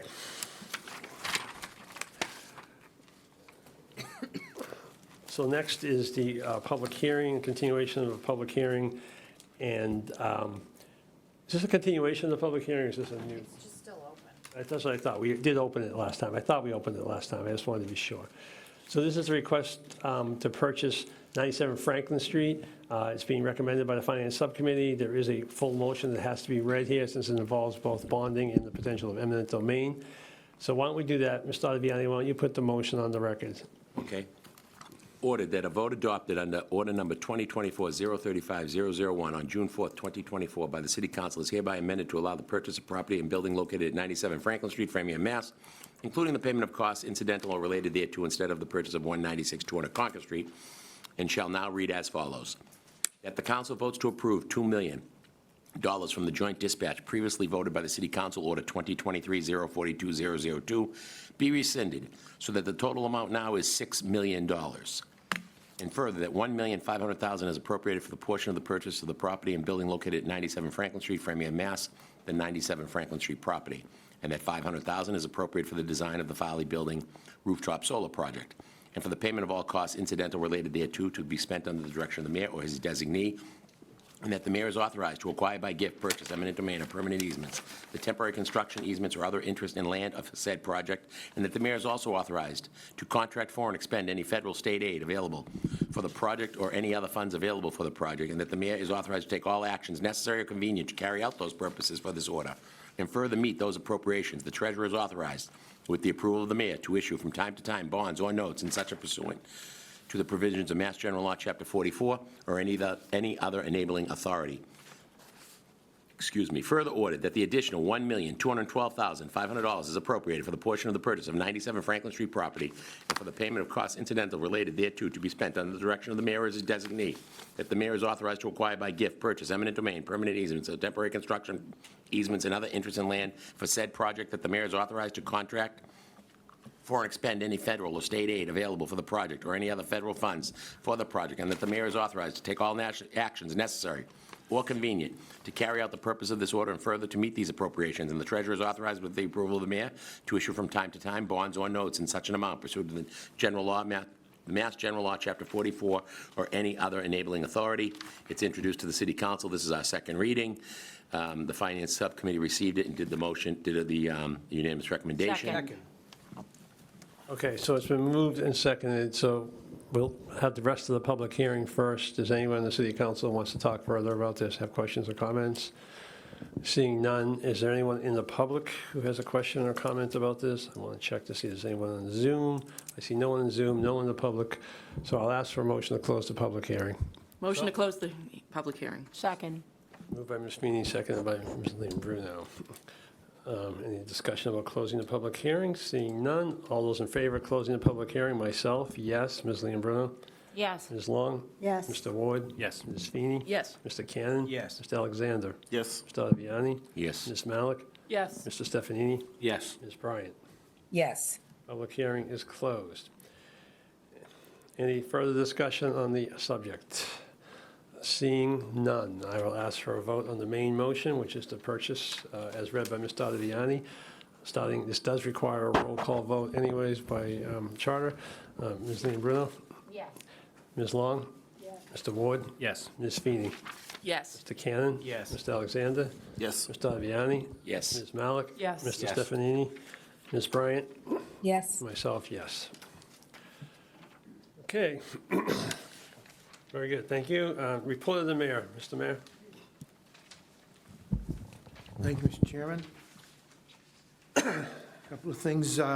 As you know, tomorrow, Congresswoman Catherine Clark will be visiting Framingham and will hold a press conference celebrating $3.15 million federal earmark that she secured for the Framingham Community Center project. You've all been invited to attend. That's going to take place at 11:30 in the front of the old Marion High School on Union Ave. Next item, MAPC, in partnership with the City of Framingham, is creating an arts and culture vision plan to guide how Nevins Hall and the future community center can better serve the community. The project includes artist-led engagements to gather local input and form future arts and cultural investments. As part of this effort, MAPC is seeking artists to propose temporary creative placemaking activities at Nevins Hall. The initiative aims to explore how the space can support artists, cultural groups, and residents while strengthening connections across Framingham's art ecosystem. Applications are due by Friday, May 1st. I also want to remind people about a deadline for paying excise tax bills. They're due by Thursday, April 2nd. Bills can be paid online if you choose not to come in person to pay the bill at the treasurer's office. On Friday, the Framingham Department of Public Works will open the leaf dump for the season. This coming weekend only, it will be open Friday and Saturday and closed on Sunday in observance of Easter. And speaking of the holiday, for all those who celebrate, we wish everyone a very happy Easter and a very happy Passover. Beginning next week, DPW will conduct 2 weeks of curbside leaf collection. Collection will take place on your regular trash pickup day. DPW will also begin its annual spring street sweeping program at that time. Additionally, the DPW will host a neighborhood meeting on Thursday, April 9th at 7 p.m. at the Farley Administration Building on Flag Drive. The meeting will focus on the planned Walnut Street and Warren Road neighborhood water and sewer project, which also includes Prindiville Ave, Burdett Ave, Buckminster Street, Middlesex Street, Hillcrest Road, Berkshire Road, Hamden Road, and Hampshire Road. I want to let everybody know that the city is still accepting applications for the mayor's summer internship program. The deadline has been moved up from April 30th to April 17th. More information is available on the city's website. And the city held a kickoff meeting for the ADA self-evaluation and transition plan with a consultant from the Institute for Human-Centered Design. As you know, the city received a $250,000 Massachusetts Office of Disabilities grant for this project. This initiative aims to ensure that all publicly accessible municipal and school buildings meet ADA compliance standards. The grant will also review the city's website as new standards for digital communications go into effect in April of 2026. The last time the city did an ADA transition plan was in 2006. I also would like to inform the residents that the mayor's budget hearing, which has been postponed from last night, will now be held as required by the city charter, and it'll take place on April 27th, 6 p.m. in the Blummer Room here. And one other comment I wanted to make, apropos Councilor Ward's comment about MCI Framingham. I've been reaching out to different members of the state agencies that have some role in planning for the future MCI Framingham, including DCAM and the Executive Office of Public Safety. I just want to let you know that I've also reached out to the governor's office, and she invited me to her press conference last Wednesday at the State Police Barracks on Route 9, where she was talking about the upcoming soccer tournaments.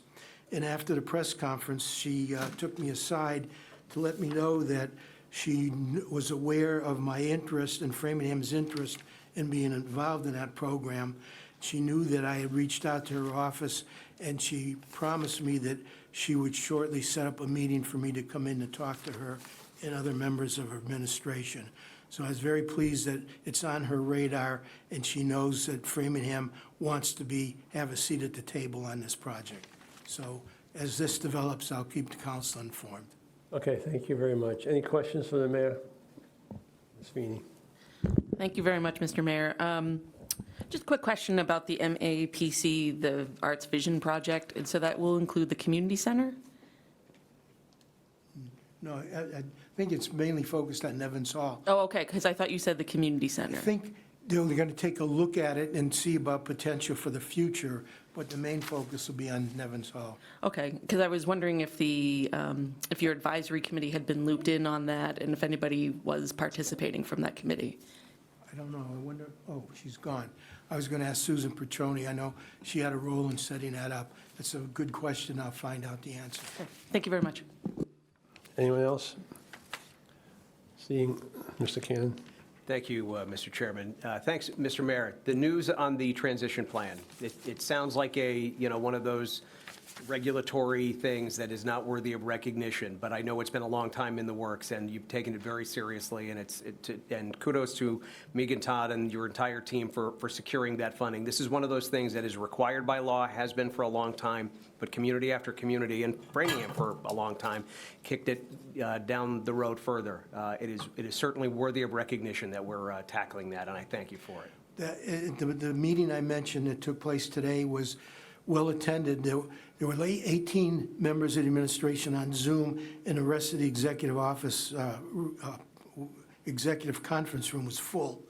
And we got a shout out from the person who's running the plan that it was the best turnout he's ever seen from any community, and he was very impressed that the city of Framingham is so into this program, and he was positive that this is going to be very successful. I think there is a legacy in our community of service to those persons with disabilities that we can be very proud of, and I appreciate you maintaining that tradition. That's really encouraging. You mentioned the event tomorrow, Catherine Clark. Glad we're shaking all the trees for funding for the community center. You mentioned some dollar figures, so I have to ask, does that mean we're closer to figuring out what we believe the total cost of that project is evolving to be? So we've been having meetings with the architect to update the plans and everything, and he is going to be working on an interim short-term plan for the $3.15 million, and then we'll go from there with completing the plan and coming up with some funding information to pass on to the city council. Okay, and my last question, since we talked a little bit about public records for the state, I just want to make sure it's on your radar that perhaps after the budget season, we can revisit our practices.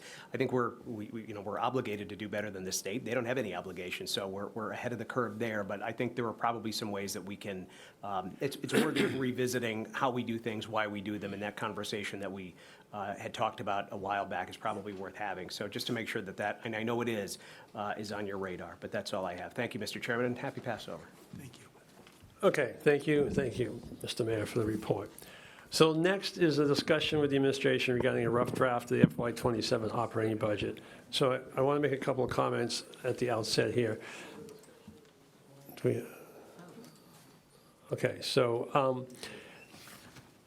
this grew out of a discussion last week in the Finance Subcommittee where Councilor Stefanini had brought forward a memo regarding revenues, and he wanted, I'll let him speak in a moment to what he wanted, but generally he wanted us to recognize or adopt or discuss very deeply the revenues that are available for this budget, which makes sense. It's the first step in the budgeting process. At the same point, we're further into the process than the beginning, that's for sure.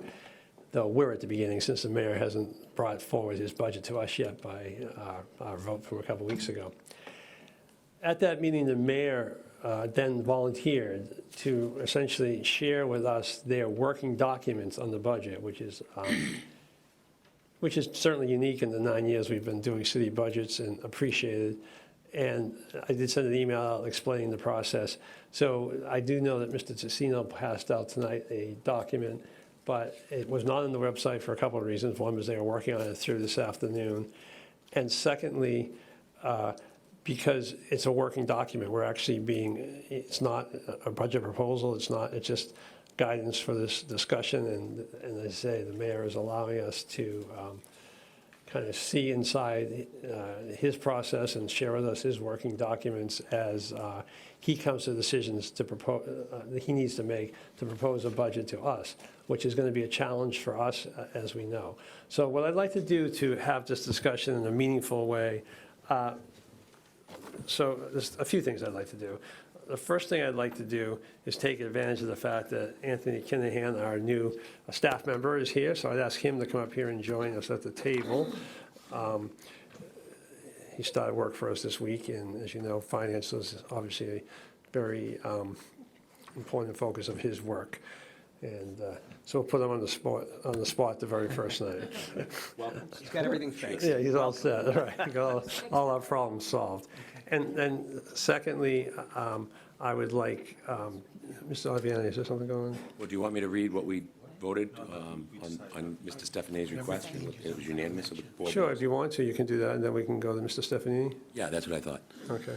The Finance Committee met and unanimously voted that they asked the council to vote on revenue estimates. The Finance Committee believes we need to recommend sustainable revenues to the mayor before we vote on a budget, not afterwards. As you know, there's never been enough funds to provide all the programs and services that our community demands and also needs. So let's start our annual fiscal recommendation with a sustainable revenue stream that considers our residents' ability to pay. Only then we can decide on the programs and services to support with these limited funds and ensure that the dollars are spent in an efficient, effective, and transparent manner. And this is the first time it's being done, so it's long overdue, I think. So thank you. We voted unanimously to include the revenues, and Councilor Stefanini presented some background material that he's given to all of us. So Councilor Stefanini did present background material of his own view, I think, to say, of the revenue. So I think in fairness, because that's where it grew out, I'll let John, you can present that here if you'd like. Thank you, Mr. Chairman. It's an understatement that this is a difficult budget.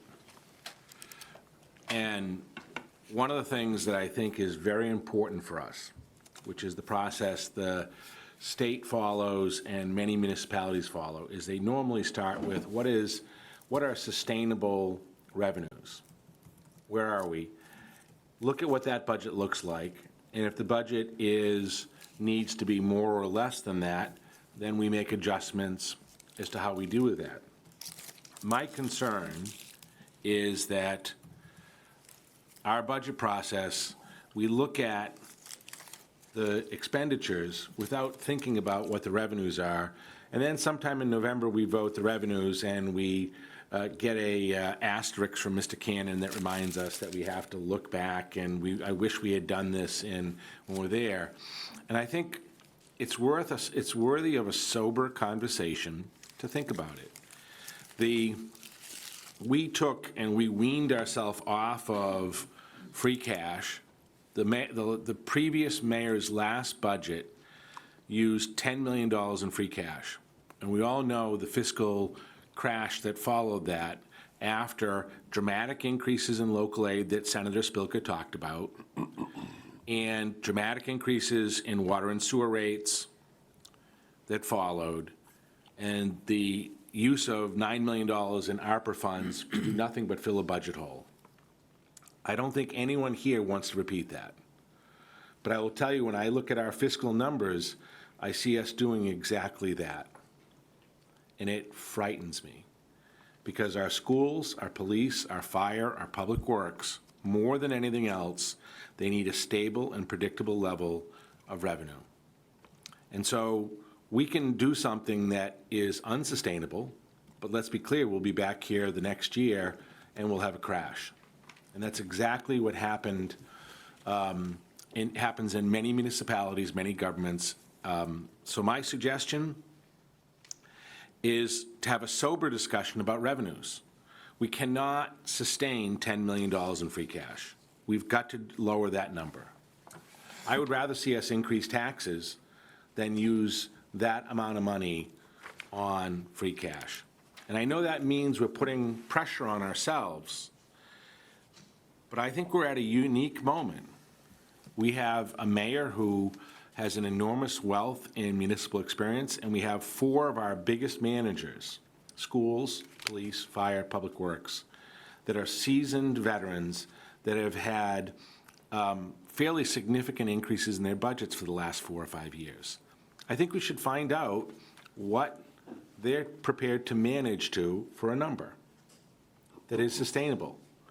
Because we could easily, looking at these numbers, we could easily go from $10 million in free cash to 12 or 13, and we could easily go from a 4% increase in our taxes last year to a 7 or 8% increase in taxes this year, and still not meet the budget the mayor has in front of him. Think about that for a moment.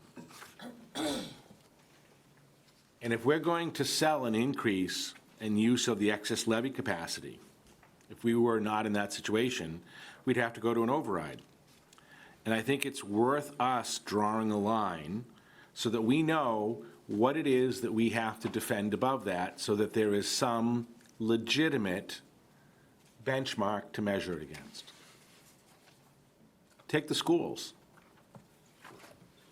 740 positions down. That's almost the entire Walsh Middle School. And we're talking about the adjustments to the budget like we're cutting education or primary services. We're defending policies that aren't defensible from an education standpoint. And education is and always has been and will be my #1 priority.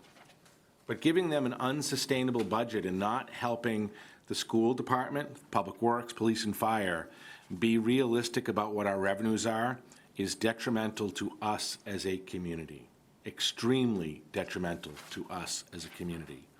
And so I don't revel in the idea of us setting realistic benchmarks. I proposed for discussion increasing the tax revenue by 3%. 3% why?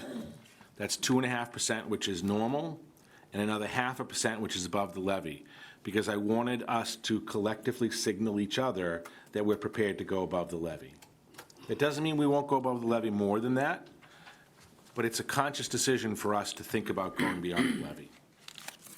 #2, a reduction from $10 million to $7.5 million in the use of free cash. We cannot sustain that. As we cut our budgets tighter, if we don't have, think about this for a moment. If we did not have the free cash we have this year, so if we don't have it next year, which is going to become evident at some point, the state's looking at a $4 billion cut in Medicaid and the like from the federal government. Guess where they're going to get that money? That money's coming out of local aid, it's coming out of Chapter 70, it's coming out of Chapter 90. That's where they have to find those kinds of dollars. And that means it trickles back to us. Every teacher we keep this year is 2 teachers we have to deal with next year. It's 3 teachers we have to deal with the year after. So we can't spend money we do not have.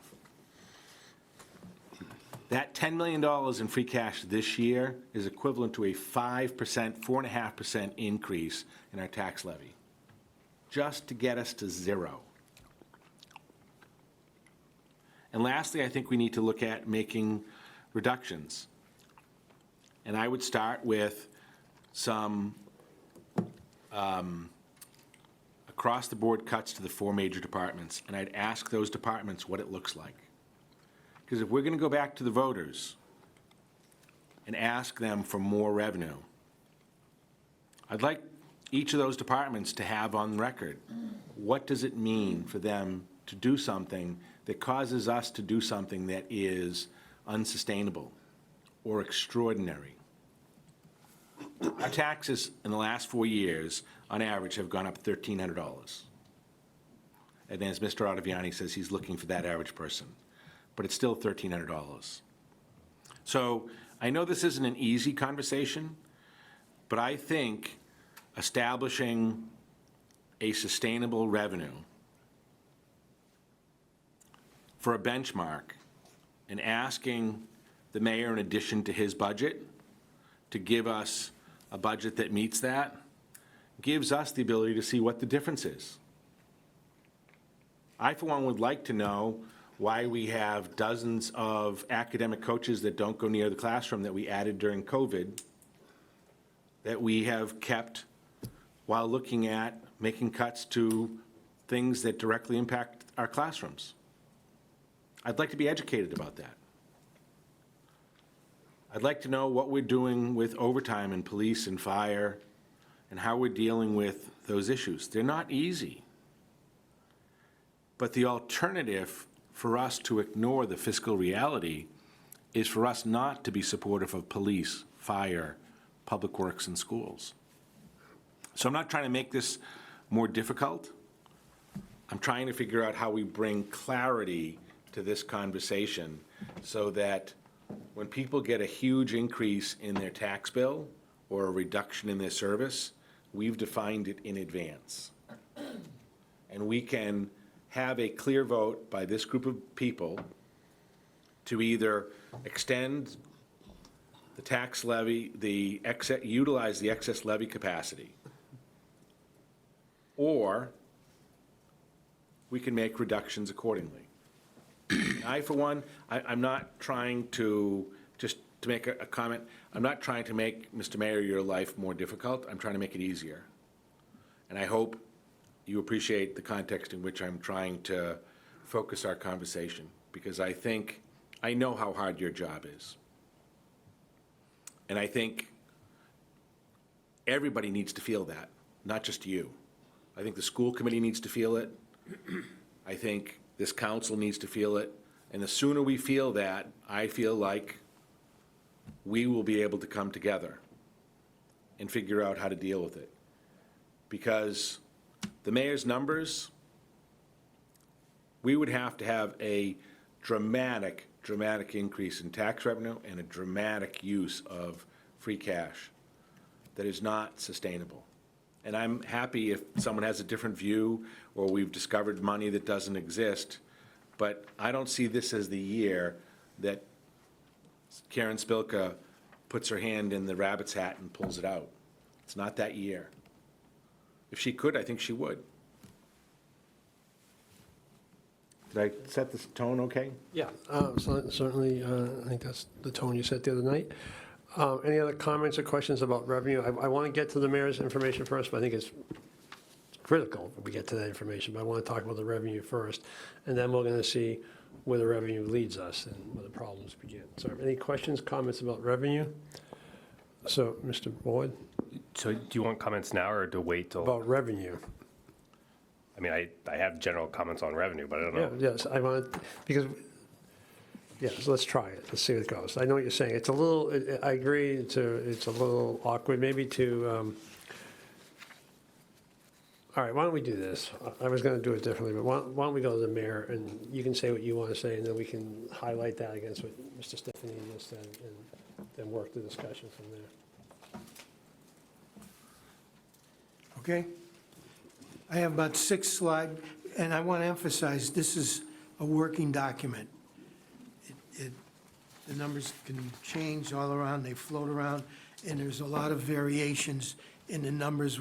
I talk about revenue, I talk about requested budgets, proposed budgets, we talk about status of free cash. So what's the first slide you have, Marion? Okay, cherry sheet. So one of the components of state aid is the so-called cherry sheet. And you can go down the street and ask anybody what the cherry sheet is, and nobody really knows. What it is a miscellaneous compilation of money going to the city from the state and being taken away for other charges by the state. And if you look at this list quickly, under the cherry sheet aid, education aid includes Chapter 70, charter school reimbursement. By the way, these numbers are from the fiscal 27 governor's budget that are on the right-hand side. Other than Chapter 70 and charter school reimbursement, we have unrestricted general government aid. Then there's other aid from veterans benefits reimbursement. The state reimburses a certain percentage of the local aid that we provide our veterans, and it's a reimbursement from the previous year. Other state reimbursements are pilot payments from state-owned land, such as from the state, the Framingham State College, the MCI prison, and other miscellaneous state-owned land in the city. And also reimbursements from property tax relief programs. And that's offset, that number was $108 million. That's offset by charges to the city for tuition assessments and charges against receipts, which are listed on the page.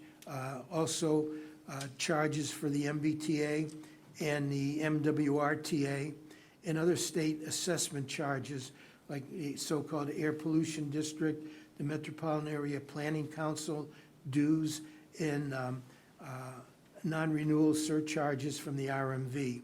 So the net amount generated under the cherry sheet and aid is about just under $100 million each year. The second slide is the status of our free cash. Free cash that was certified this past January for the fiscal year 25 amounted to $26,048,978. Of that, you've already appropriated $2,500,000 out of free cash to supplement the FY26 snow and ice budget. We have a pending request for supplementing the Medicare budget for $100,000. We have a pending request to supplement the fiscal 26 health insurance budget by $2,100,000, and we've already submitted a request to supplement the energy budget by $272,907. So we project that of the $26 million in free cash for the fiscal 26, we'll be recommending the use of about $5 million of it, which would leave $21,076,071 available to carry over into fiscal 27, and whatever portion of that you want to use to offset the fiscal 27 budget.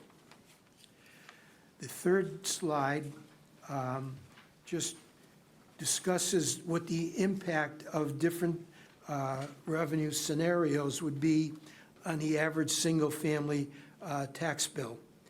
For example, if you raise the tax levy 1%, is equivalent to raising the annual tax by $80. If you raise it by 2.5%, the increase in the average tax bill would be $201. And then you go down, I gave you 3.5%, 4.5%, and a 5.5% impact, which would be an additional $443 per year on the average tax bill. The next chart is different revenue scenarios. And the first column of numbers is what I call the original request. And that's what we started off with, and includes schools' request for, I think their original request was a $15 million increase over last year's budget. That discussion didn't last very long, but it was part of the initial request, which also included requests from the city side, including requests from the police chief for additional 7 police officers, requests from the fire chief for 3 additional firefighters, which translated into really 12 firefighters, because if you provide three firefighters per shift, you have 4 shifts, you have to have 4 times 3 firefighters to cover every shift. And it also included money that the Park and Rec Commission asked for. Just to clarify, you're talking about revenue right now, though, right? I'm sorry. I'm one slide ahead of you. Apologize. So I don't care where you go, I just want to. Okay, let's keep going, because the revenue is up there, so let's talk about revenue. I apologize. It's all right, so what do you want to say about this? So let's forget what I just said For a minute. about expenses. Let's talk about revenue. So the original, we call it a request of revenue, based on a 2.5% increase, would give us the bottom line of $382,199,163. And we went through this and looked for ways to increase revenue. And we came up with a couple of areas where we were able to tweak it a little bit by increasing local receipts. Local receipts are made up of hotel, motel taxes, meals taxes, automobile excise taxes, and other local receipts. And we were able to increase that by about a little less than $1 million, which shows up in the second column. The other area we were able to increase revenue was through increasing the indirect costs that are charged against the enterprise fund. And we were able to increase that by a little over $1 million. So the second column, which still calls for a 2.5% increase in the tax levy, generates $383,042,730. Then moving across to the next column, if we increase the tax levy by 3.5%, that adds to the other numbers stay the same. That increases the total revenue to $385,349,000. If we go to the next column, where we're increasing the tax levy by 4.5%, it raises it to $387,655,000. And the last number I threw in there was 5.5% increase in the tax levy, which would generate $389,961,792. I stopped there. I didn't think it was realistic to keep going, because we don't want to put that much of a burden on the taxpayers. Sorry? These are the total revenues available except using free cash, right? Yes, So does not include free cash. Other than that, this is all the revenue we have available under these scenarios for the budget. That's correct. Thank you. Okay. Then the next slide talks about requested amounts and some recommendations, not recommendations, proposals, we're calling them. And we can go through this. That first number, part of this is, and I broke it down from different sources, schools with their original request of $15 million increase over last year's budget would have brought them up to $198,175,000. The original Keefe Tech request for their fiscal 27 budget was $11 million. And then we have other numbers 19 million for debt service, 25 million for retirement, cherry sheet charges that are in there for 9,821,000. Health group insurance, that number was going to be higher when we were first told that the GIC, the city's insurance, was going to go up by about 12 or 14%. But before we even could put that number down, we were told that the GIC was only going to increase the insurance to the cities and towns by about 7.5%, based mainly on the fact that they deleted those wonder drugs from being covered by the insurance. And so that number for proposed health insurance for next year is $52,461,000. And I want to point out another change in the next column. And then the all other city costs, including the operating budget, salaries and everything for the city side of the budget, is about $101,396,000. For total, the original amount that we thought the budget was going to be $417,041,000. So then we move to the next column, and the school committee, through a number of sessions of working with the school administration, was able to cut their requested budget down by another $8 million to a number that they voted at a recent meeting to request $190,457,868. The Keefe Tech Regional School also notified us that they were reducing their request from $11 million to $10,847,000. So that's the new number in that column. The other numbers are the same, except when we get to the health group insurance, in addition to lowering the percentage increase, we're factoring in an estimated amount that we would save from the layoffs of employees from the school department and some other adjustments of churning as people move in and out of the system or change their plan. We figured that we could save about $950,000. So that's why that number in that line item in the second column is down to $51,515,000. If we move over to the next column entitled Mayor's Proposal, number 1, it's not my recommendation at this point in time. It's just a proposal to look at ways of cutting the total budget. And the only change in this column would be the reduction of the school budget from the previous number that the schools committee voted down to $189,422,000, approximately a cut of $1 million, which is, yeah, thank you, which is based on a guidance number that I had given the schools early on to try and achieve. So that's the target number in Mayor Proposal 1? Yes, that was the target number that they were given in early January. And the school committee column is what they actually voted, right? To your knowledge. Yes.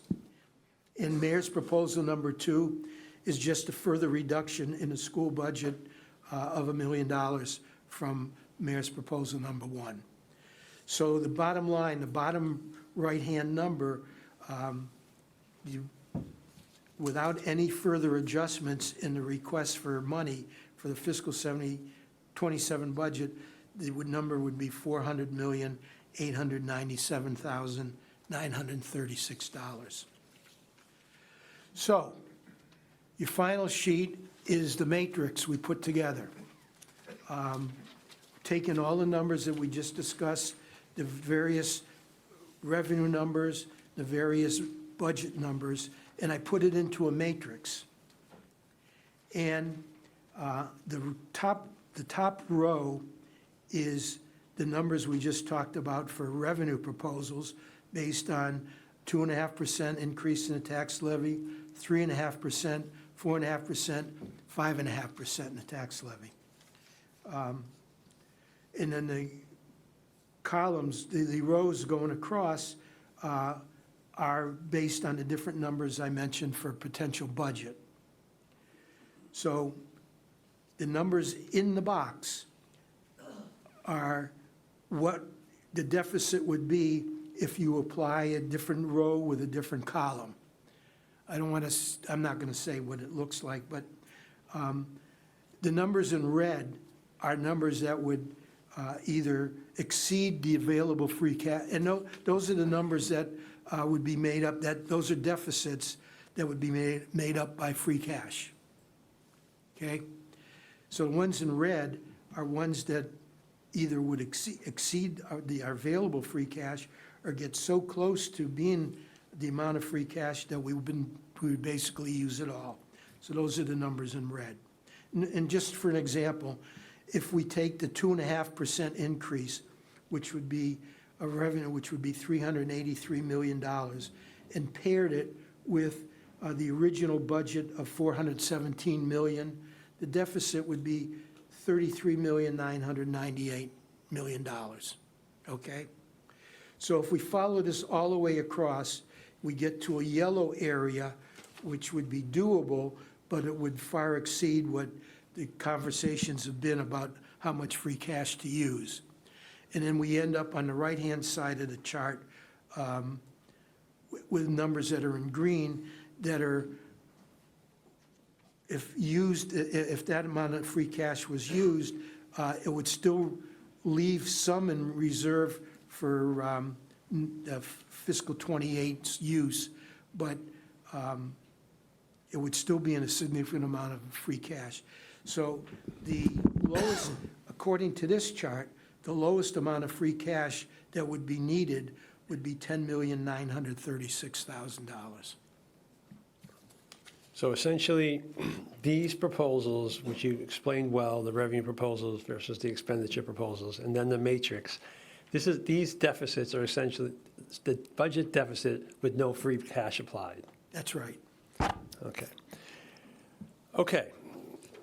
Mr. Mayor, first of all, thank you for agreeing to show us the early review of what you're looking at. I know you haven't published this as to your budget, and I know it may change, but I think that, and in light of Mr. Stefani's proposals in the Finance Subcommittee last week and tonight, talking about the need to understand the impacts of revenue and how it's going to impact the budget, is important. And I think we're going to have a long and lot of discussion about this, because there's some issues that have to be understood about how we vote, but also what's in our control to vote on.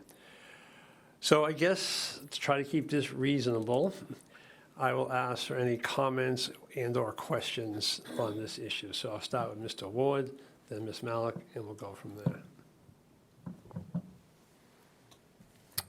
Thank you for the presentation. It's very helpful, and I appreciated the conversation that took place last week at the Finance Subcommittee. I share the concerns around the use of free cash, which I think I expressed last year, and so I would like to see us decrease our dependence on free cash going into this year compared to what was I think last year was 9.4, 9.6. I would like to see a number lower than that. This matrix is a little scary because there's only two answers. It's either the taxes go way up or the expenditures go way down. So neither of those is particularly appealing to me. Even if we're looking at the 5.5 number, which is very unappealing, that's still really significant cuts that are going to need to be made on the budget side. I know in the past there's been concern around raising higher than 2.5. In my mind, there's no way we're taxing at 2.5 this year. For me personally, we're going to have to be taxing more. It's honestly, in some ways, not even fair to consider 2.5. I think the last 2 years we've taxed at 2.5 of the tax levy limit, not even 2.5 of the tax levy. So 2.5 of the tax levy is less of an increase than we've done the last 2 years. So it's very unreasonable in my mind. So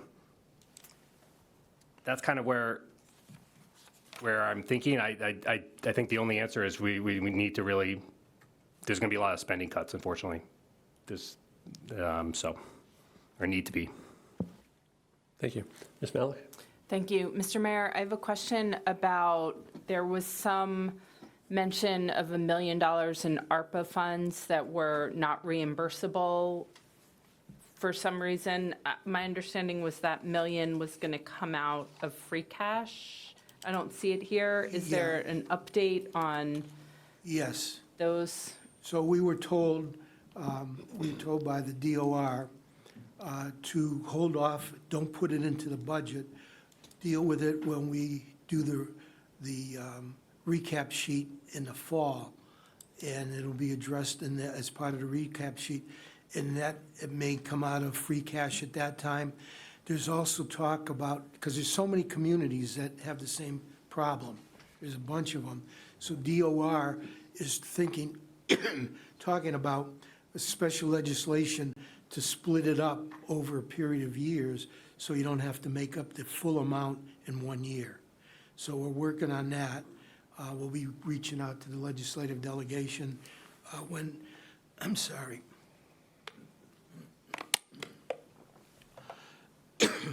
it becomes more clear about the special legislation. And we'll try to reduce what we have to appropriate each year. So that's why it's not in the budget now.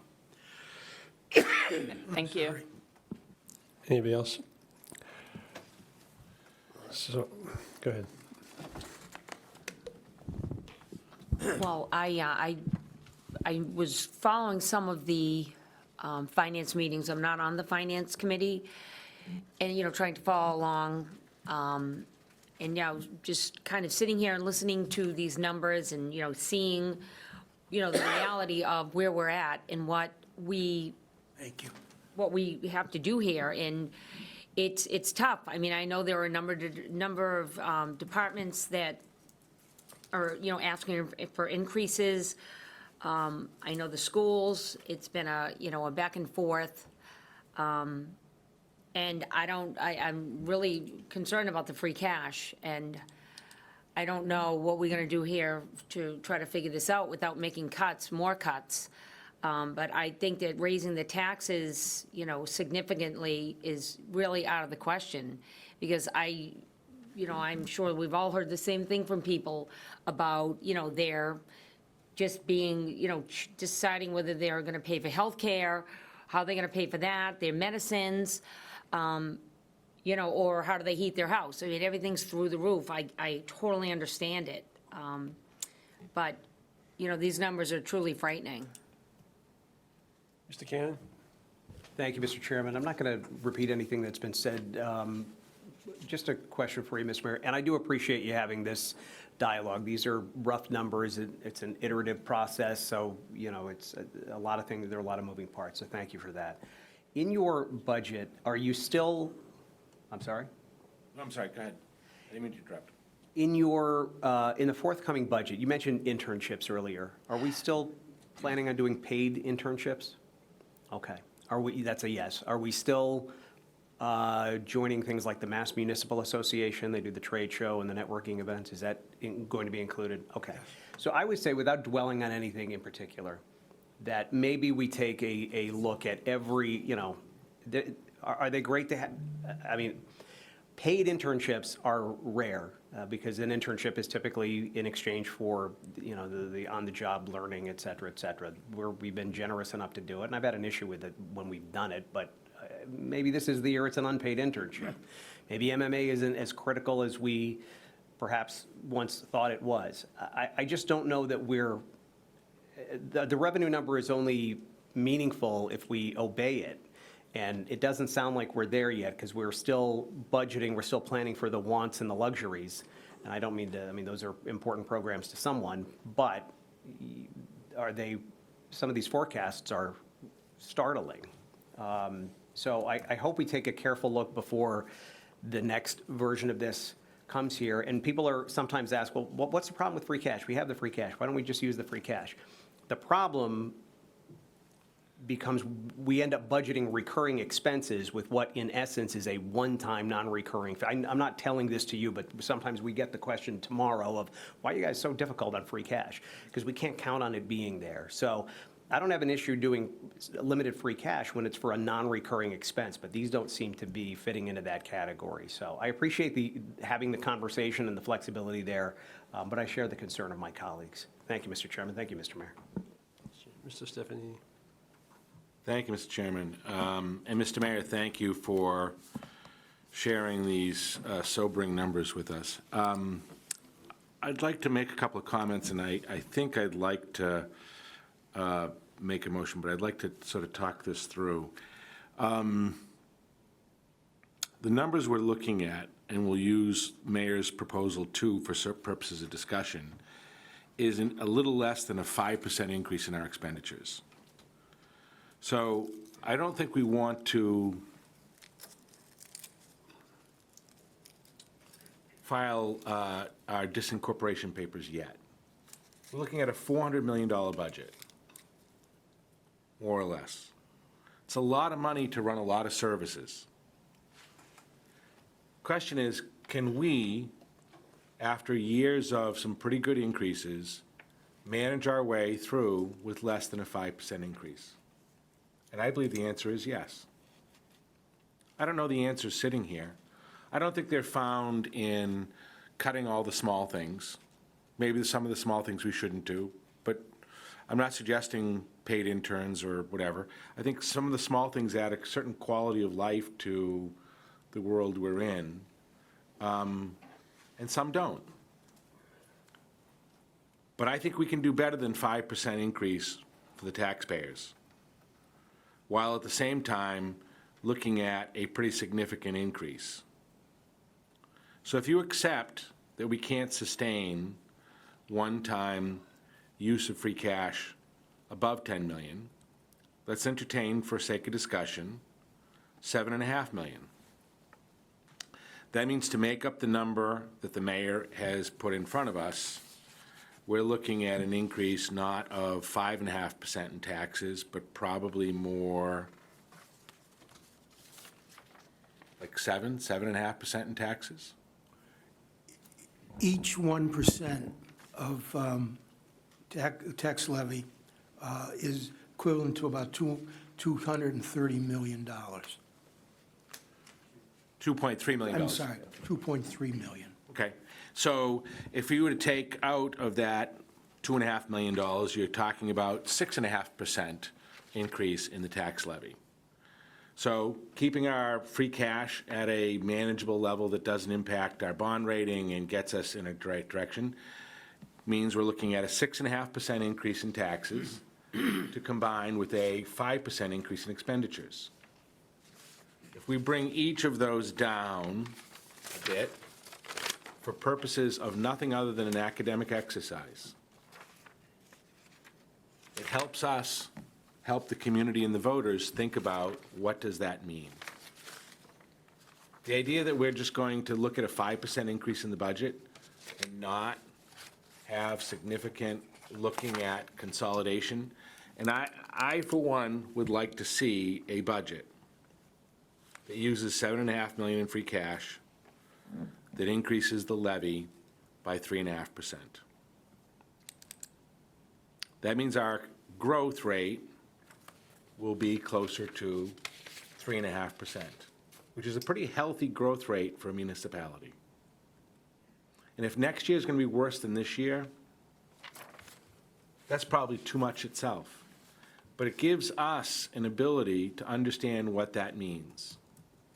I think the school department has to explain, what does that mean? The police, the fire have to explain what that means.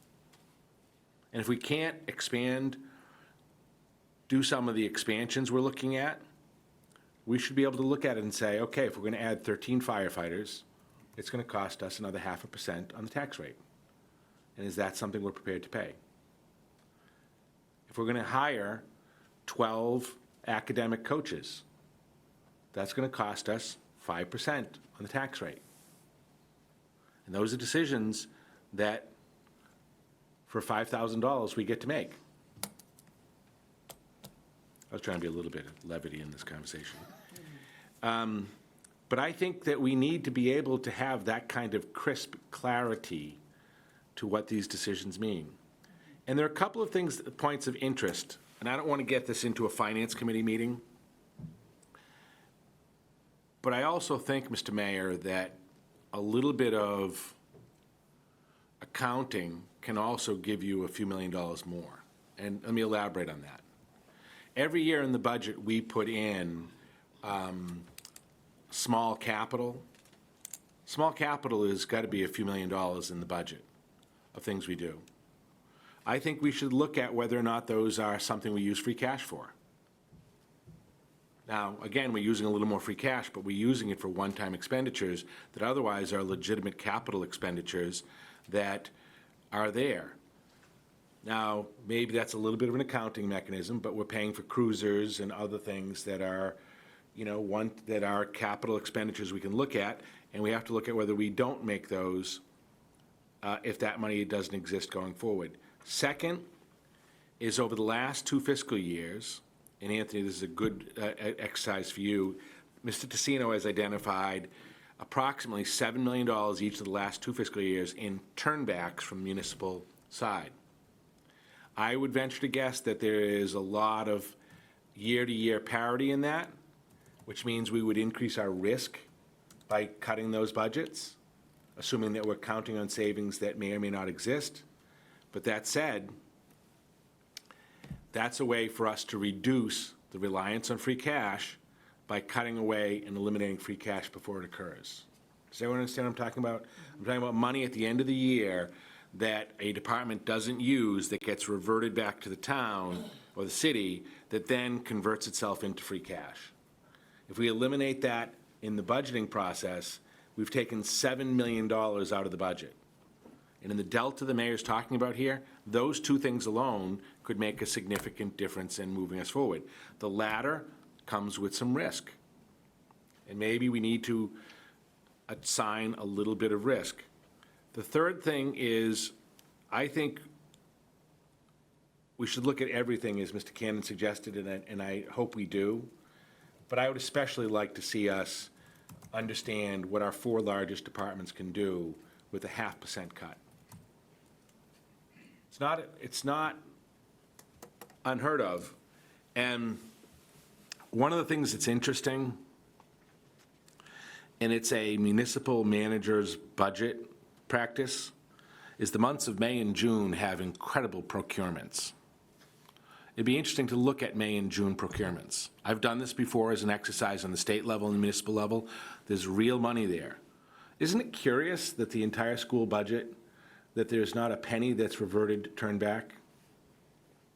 Wonder what May and June expended purchases look like for copies, for books, for computers. You can pay for things in one fiscal year and get the benefit of the next fiscal year. You've transferred all that money from one fiscal year to the next. It's a great accounting mechanism. I think we need to look at all that.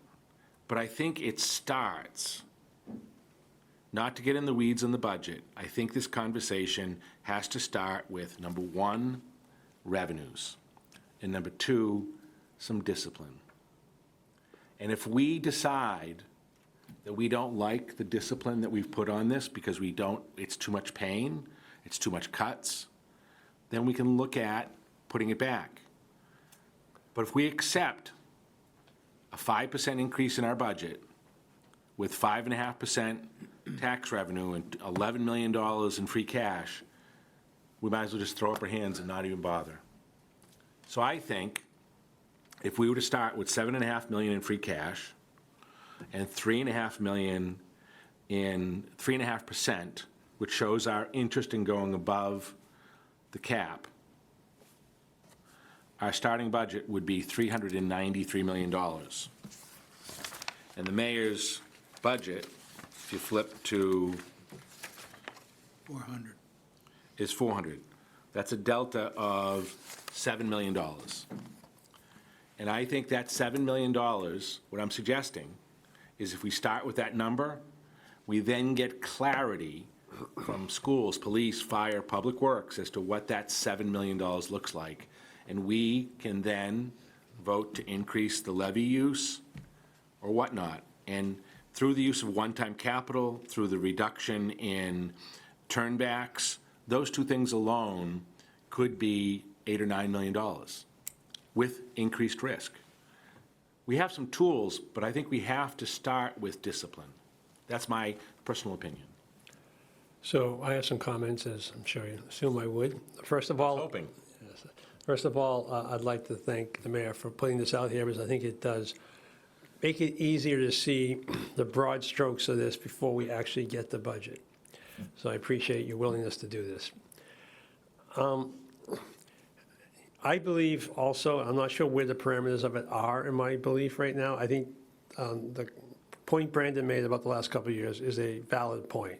And I think that, we need to keep that in mind. We essentially raised the levy the last couple of years over 3.5%, unwittingly, but we did.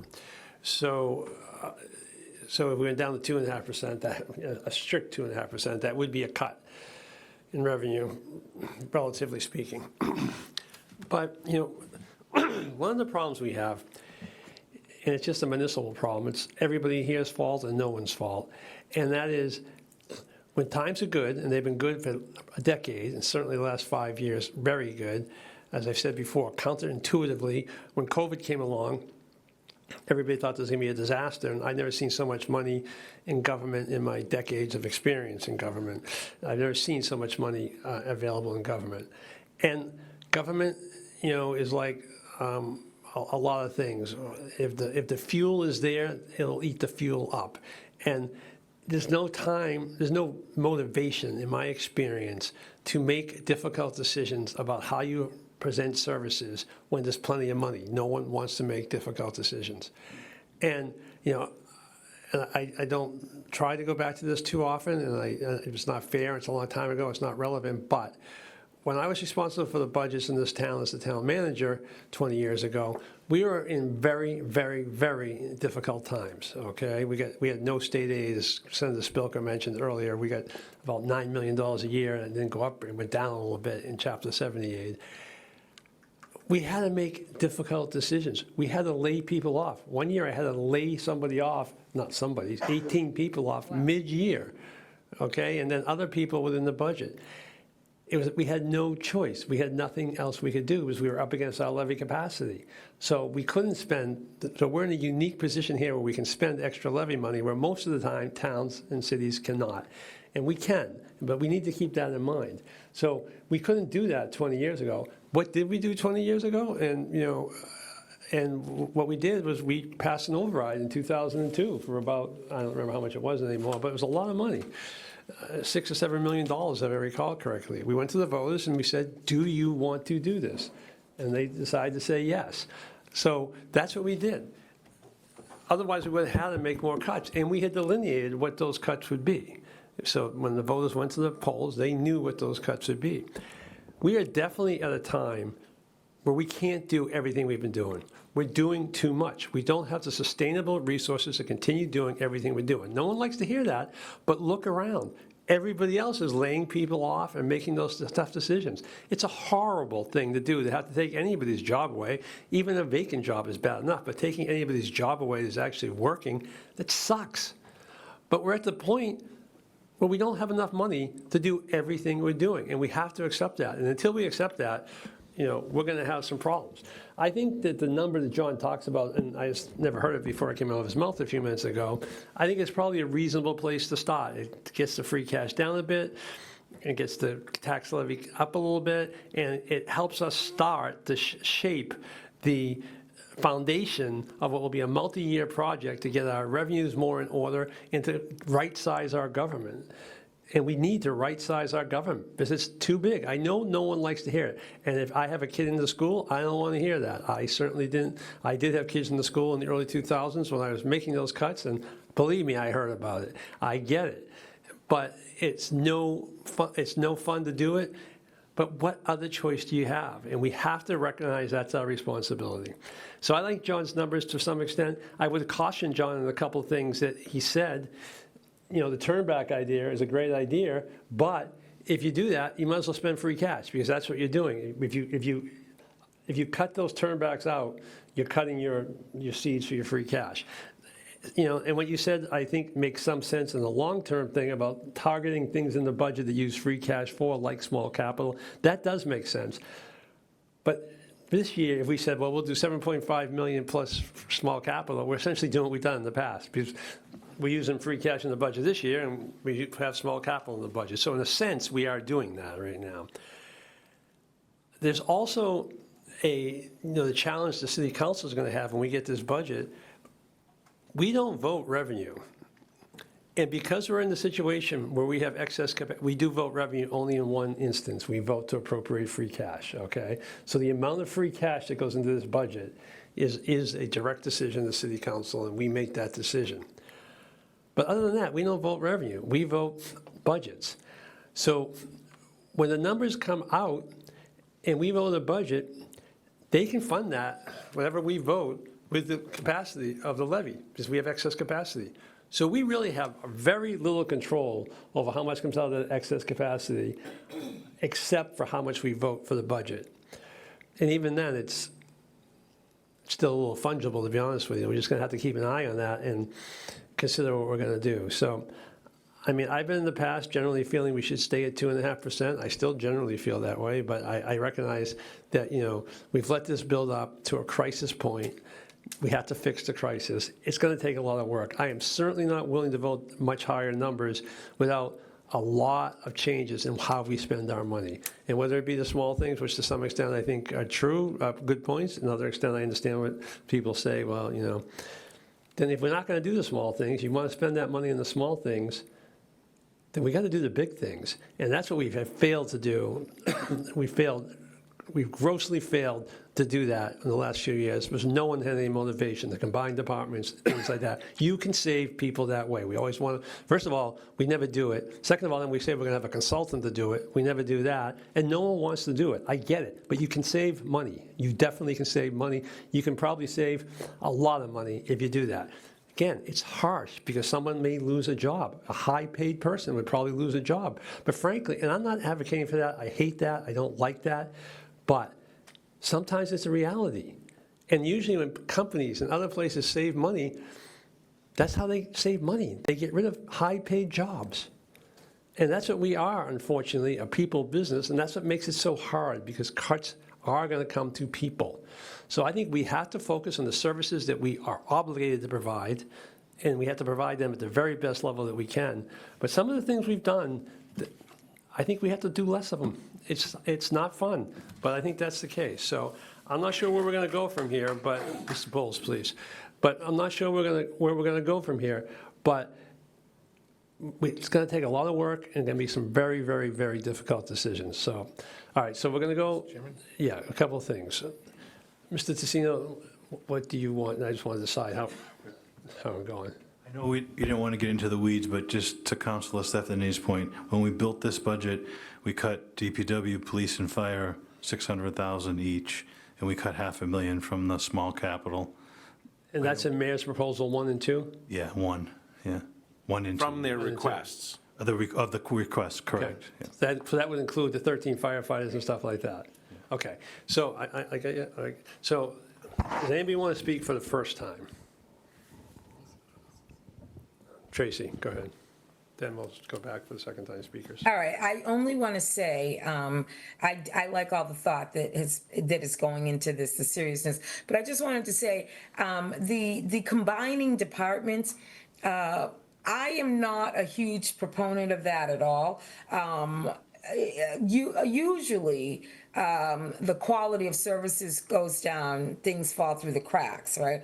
It has to be done carefully, and I don't think you need to combine departments so much as cut the fat, as you say, but not just a broad stroke of, oh, let's just cut the highest salaries and things like that. You just have to carefully look at, not just, because it's not an easy thing, as you said, where we can trim, what is essential, what we don't need. Allow departments to figure that out and present, right? And then we say whether, well, the mayor will say whether they need to go back and cut some more. and having outside, also, the CFO, the COO, also they're reviewing to see if they do think that they've cut to the bone or not. But in all of this trimming and trying to tighten our belts, we also need to consider carefully what will be the consequences. We have to try to project what would be the consequences if we cut this. And also, then in some of their requests, or what the departments want to keep, they would have to try to make a case for it more in a more robust way. And then, if they can't, they should cut it themselves, or it just has to be cut. But we do some things, we can't, some things would be dangerous, not all, not most, but some things would be dangerous to cut and then see, we did need that. So we need to also try to go by the past, look at the past data and project into the future the things that we really can't cut or that we really do need to fund at a higher level. And then make that a part of cutting, but also try to cut out everything else that is not critical, except for, as Council Stefanini said, things that really are critical to the quality of life or whatever, in that sense. Thank you. Anybody else for the first time? Ms. Feeney? Thank you so much. First, again, thank you for this. And thank you. I understand that this is the first time that this has been done, but this has been very helpful. The one thing that we're talking about cuts and all that, I want us all to think long-term, looking at the new estimate, new growth, 2.3 million. It has been that for a couple of years now. And so we can cut and we can cut and we can cut, but at some point we get to the bone, and we're still going to have this problem. We have got, and I'm saying this to all of us, to myself, to everyone, we have got to do better and take our economic development more seriously. The communities around us, Marlborough, Watertown, they are not having this problem. There was actually an article in, I forget who wrote this article about how Watertown is not having this problem. In fact, they paid for a new high school without an override. I'll share the article with you all later, but that's huge. So we've got to take this more seriously. Thank you. Anybody else in the first time? Ms. Long? Thank you, Mr. Chairman. As to the previous speaker's comment, that's been going through my head during this conversation. Economic development is really important. We haven't done enough, or haven't really done anything with economic development for years. So I think, a lot of proposals are coming in right now for economic development purposes, zoning changes, and I know there's a lot of pushback from some people, but if you don't grow, you die. And it's that simple. If we don't make changes to our zoning and to create and promote business development and other types of revenue streams, permitting is a big thing too, because that brings in money. But if we don't do something with that, then we're just going to fall behind, because again, as previous speakers said, you go look around. I work in Newton, and it's booming development everywhere in Newton and Waltham, and you go south, everything's getting developed. In Framingham, what are we doing? Nothing, because every time we bring something in, nobody wants it. It's like the council gets intimidated because the neighbors don't want development. They complain, we don't want this, we don't want that. Meantime, then you're going to complain that we don't have any revenue. So in order, any business, if you've owned a business, you have to have a revenue stream from sources of developing things. So, we can't keep relying on taxpayers to cough up another increase in taxes and let the town not develop and grow and change with economic development times, with world economies, local economies. It's just how it is. You can look around and you see what goes on. If you watch the stock market, you can see the industries that are growing and what is failing and what is not. And if we don't, what's EDIC doing? I mean, Really? We need to strengthen, and I said this way back from our first mayor, your economic development department, planning department is probably the most department in DPW in this community because they are the revenue generating departments, and that's where you need to focus on and make sure that they work properly. So anyway, thank you for that last comment, by the way. Anybody else, first time? Okay. Second time, Mr. Ward, Mr. Stefanini. Thank you.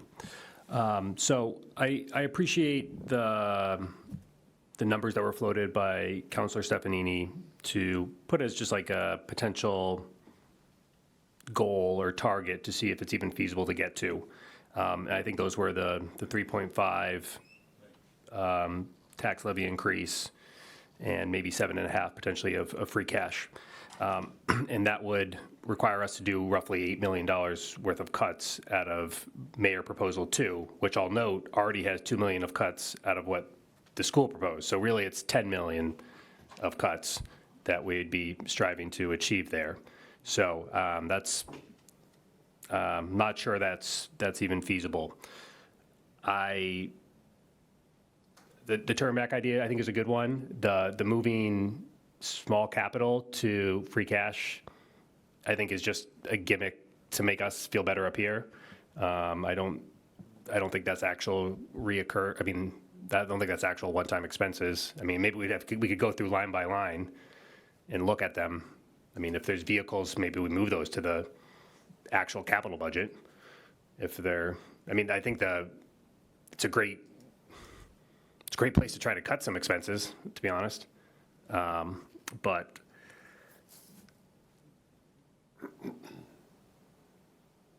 I think it's really important that we force ourselves through this exercise because I don't know how others feel, but I wouldn't be forcing us through this exercise personally if I didn't genuinely believe that next year is going to be worse. I have zero confidence in our president, in this country's president, to deliver an economy that's going to be any better next year. So it's imperative. Thank you, Mr. Chairman. I'd like to make two comments just sort of on things, and then I'd like to make a motion for discussion. First, I think we all need to start to think about the words we use and how we use them, and I'm just as guilty as the word cuts that Mr. Tassino used that we talk about. We're talking about off of the budget of the recommendation of the department, which is 5% more than they spent last year. So we're not talking about cutting a department, we're talking about decreasing their increase to a level that is smaller. And I think that's important for us in the conversation because we need to reconcile what it is we're doing. The second thing that I think is worth pointing to, just because it happens to pop up, is the two speakers to my left, their comments. The zoning on Bayberry by itself is probably worth $1.1 million in taxes a year to the city. That's about 0.5% on the levy based on what the mayor shared with us. So when we as a collective group of people can't figure out how to do zoning, we're denying ourselves the lifeblood that is what a Watertown is using to build a new school. And I could use some help, George, just sort of wordsmithing this and thinking about it, but I'll take a first crack. I would move that the council request that the mayor, in addition to whatever his recommendation is, also present to the council a budget that utilizes no more than $7.5 million in free cash, nor 3.5% in increase in the tax levy. Is there a second to that? I'll second that. Let's move Can I just make and I'm happy to wordsmith that if there's... It's pretty good, actually. It's okay. I think it's clear what it means, so. So the mayor can present whatever he wants. We also get a budget that is within that, so we can see the delta between the two in terms of what it is we need, so we can do a little bit of a la carte shopping if we want to. But it tries to set some guidelines. And I don't, my last comment is, I think Mr. Ward made a good point about not being an accounting gimmick, but I do think that you might not make $7 million in the turnback, and you might not make a couple million in small capital, but there are some legitimate small capital and some legitimate turnbacks that probably could be more efficient, and there might be a few $1 million in there. That's all I have to say. Thank you. Mr. Cannon? Just, I mean, I'm happy to, whatever financial exercise you want to do, I'm happy to support that vote, but I want to make it clear, I mean, I'm not voting for a budget that with a 3.5% increase. My God. I mean, that is a massive, we've talked year after year, and it seems, the other thing that I seem to find myself saying every year is this is the largest spending and tax increase in the history of the community. And it sounds like if we go around 3.5%, that I may be a little bit off there, but that's the pattern that we've fallen into. I mean, we can ask for whatever budget we want, but that is, I mean, a massive failure if we're going to entertain that. So, but thank you for clarifying the casual use of the word cut, because we fall into the same trap that sometimes I pick on the school department for. They talk about cuts against their initial, wish list, instead of cuts against their active budget voted on by the council and signed by the mayor. And thank you for clarifying that, because it's easy to fall into that trap, because it's not really a cut. But I'm happy. I mean, we can ask for whatever numbers you want to see, but like, my God, I hope we're not sending the message that that is a budget that will pass. I'm nervous that it would. I'm not going to, really brief, so I'm not going to go for 3 rounds. Yeah, really brief. I hear you, Councilor Cannon, but what's happened in past years is that at the end of the budget process, you've voted no without proposing the cuts to get to where you want to be. So if you're going to vote no at the end of this because of 3.5%, then be prepared to propose the cuts that would get us to the 2.5%. Please. Yeah, well, I mean, I'm happy to do that, but what needs, I mean, I'm sorry, I don't want to. No, I mean, it's fair. He asked you, yes, I should have recognized you, but yes, go ahead briefly also as you're in. So the challenge you run into with that, and we're happy to be as collegial and collaborative as is possible. When the council comes out with its red pen, say, cut this, it's not thoughtful, because we don't run the enterprise. So can we, and we talk about this often, look here, broadly. I think that's the guidance and counsel that a legislative body can offer the executive branch. We talk about consolidation of responsibilities. We talk about ways to incent and increase and catalyze economic development and new growth. But what you're suggesting is kind of going by almost as a line item veto, for lack of a better term. Obviously, that doesn't exist in a legislative body. But the folks that run the enterprise need to do that kind of engineering at a budget level, because they know all the moving parts on a day-to-day basis, where we are part-time legislative quasi-volunteers. So I don't know that the exercise is as helpful, perhaps, as you suggest, because we don't run the place. We can point regularly, as we often do, to areas where we could probably be more efficient and increase growth, but I don't know that, I mean, if you want to do the exercise, I'm happy to, but it's not as effective certainly as I would hope. Okay, so I'm going to take my second whack at this. I kind of agree with both of you.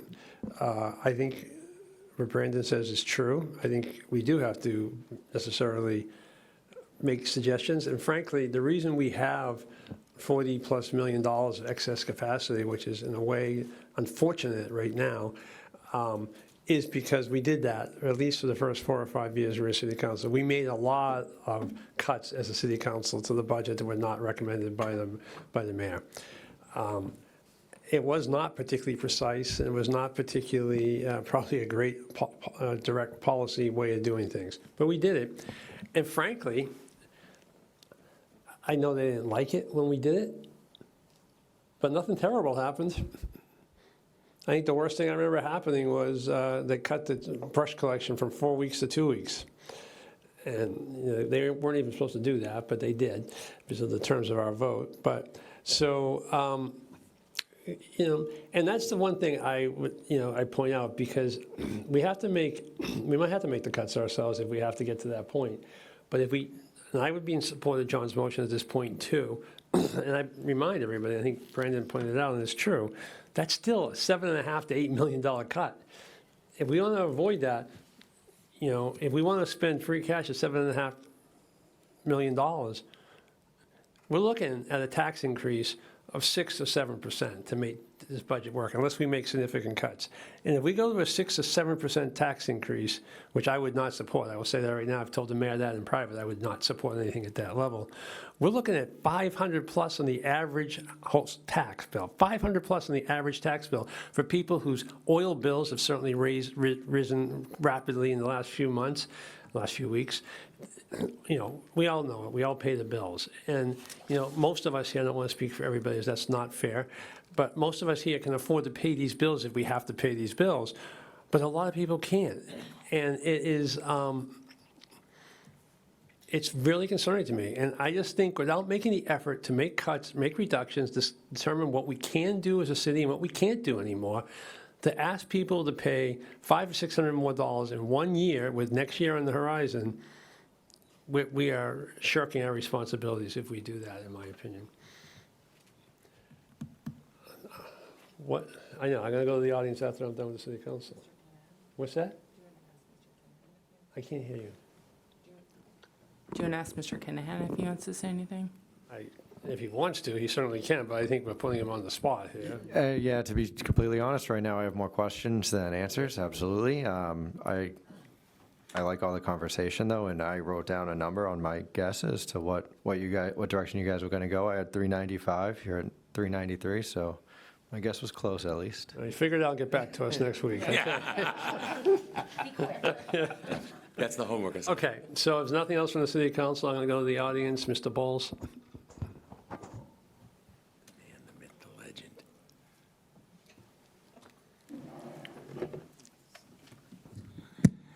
Thank you, Mr. Chair. Robert Bowles, You get 2 minutes, District. Mr. Bowles, okay? Pardon? You get 2 minutes. You have 2 minutes. Oh, okay. Yeah, Robert Bowles, District 4. I think I heard the word override mentioned a couple times tonight.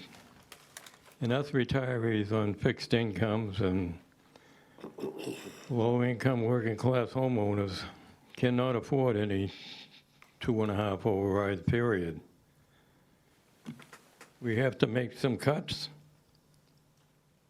We have to start biting a bullet now. We have to start protecting our free cash fund and not just use it for what it should be used for. We're a working class city now, always a town working class. And that's all I got to say. Working class people can't afford these increases, and we have to start biting the bullet. Thank you. Thank you, Mr. Bowles. Go to Zoom. Donna, you can speak. You have 2 minutes also. Yeah, can you hear me? I can.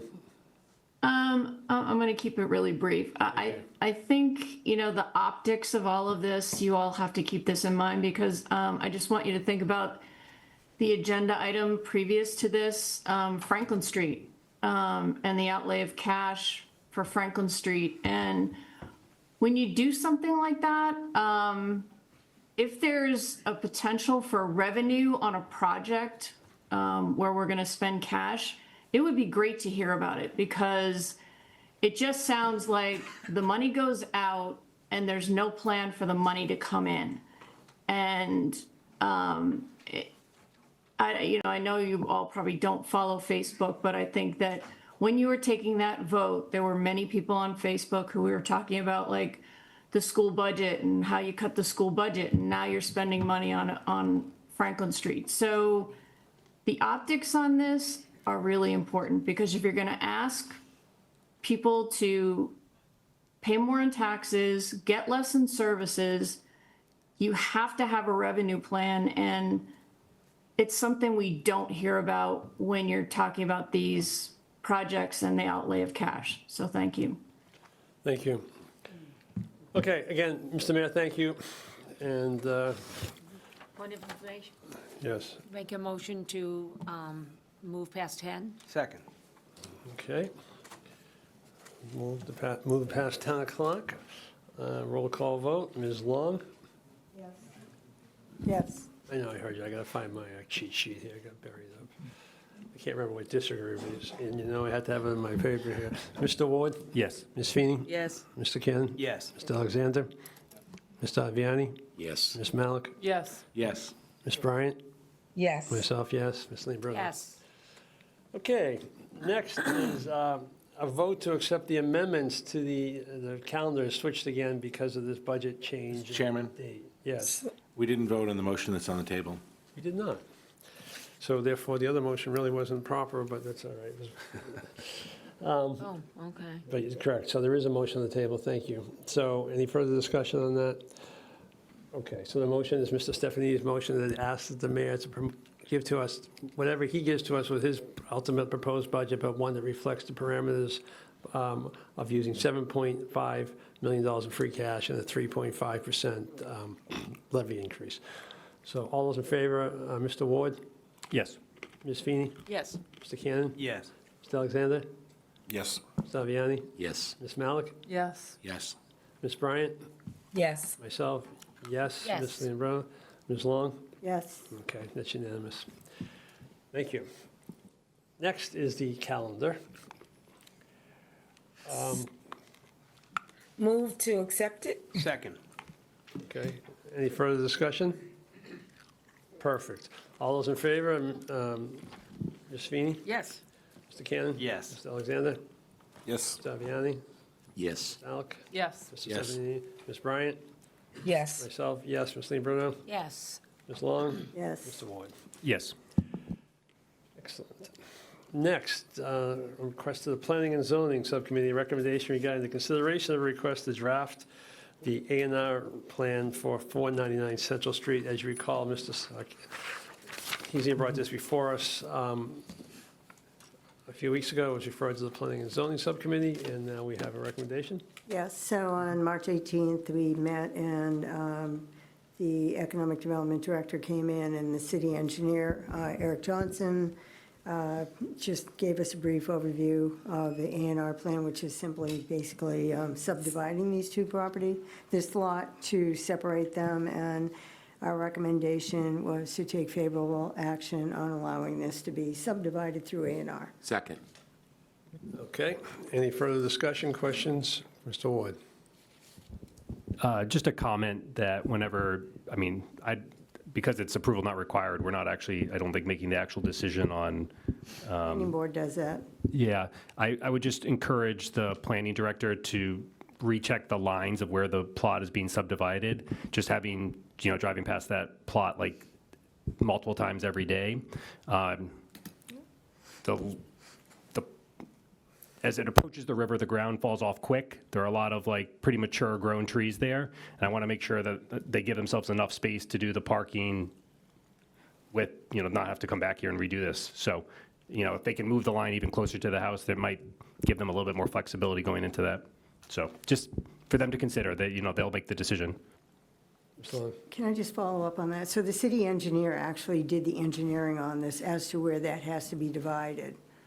So what can you say more on that? So what does that mean, where it has to be divided? So, because he can look at where the property has to be divided, so it meets all the setback requirements. So it's not about what trees are sitting on the lot and where they are. It's about how the lot is divided legally by dimensional regulations. Okay, so you're saying the line cannot be moved closer to the house? I'm saying, right. Okay, that's helpful. If that's factual, then that's helpful information. Right, so,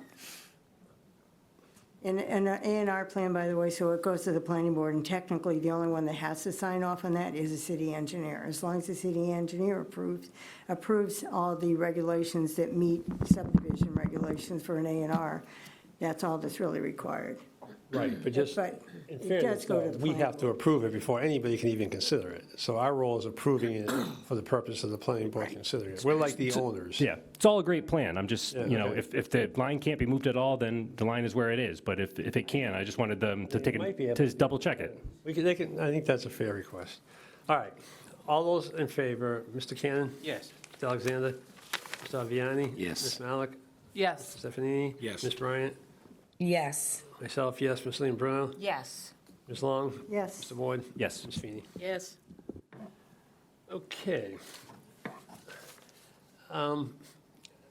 Next, sure I'm in the right spot, so I don't get yelled at here.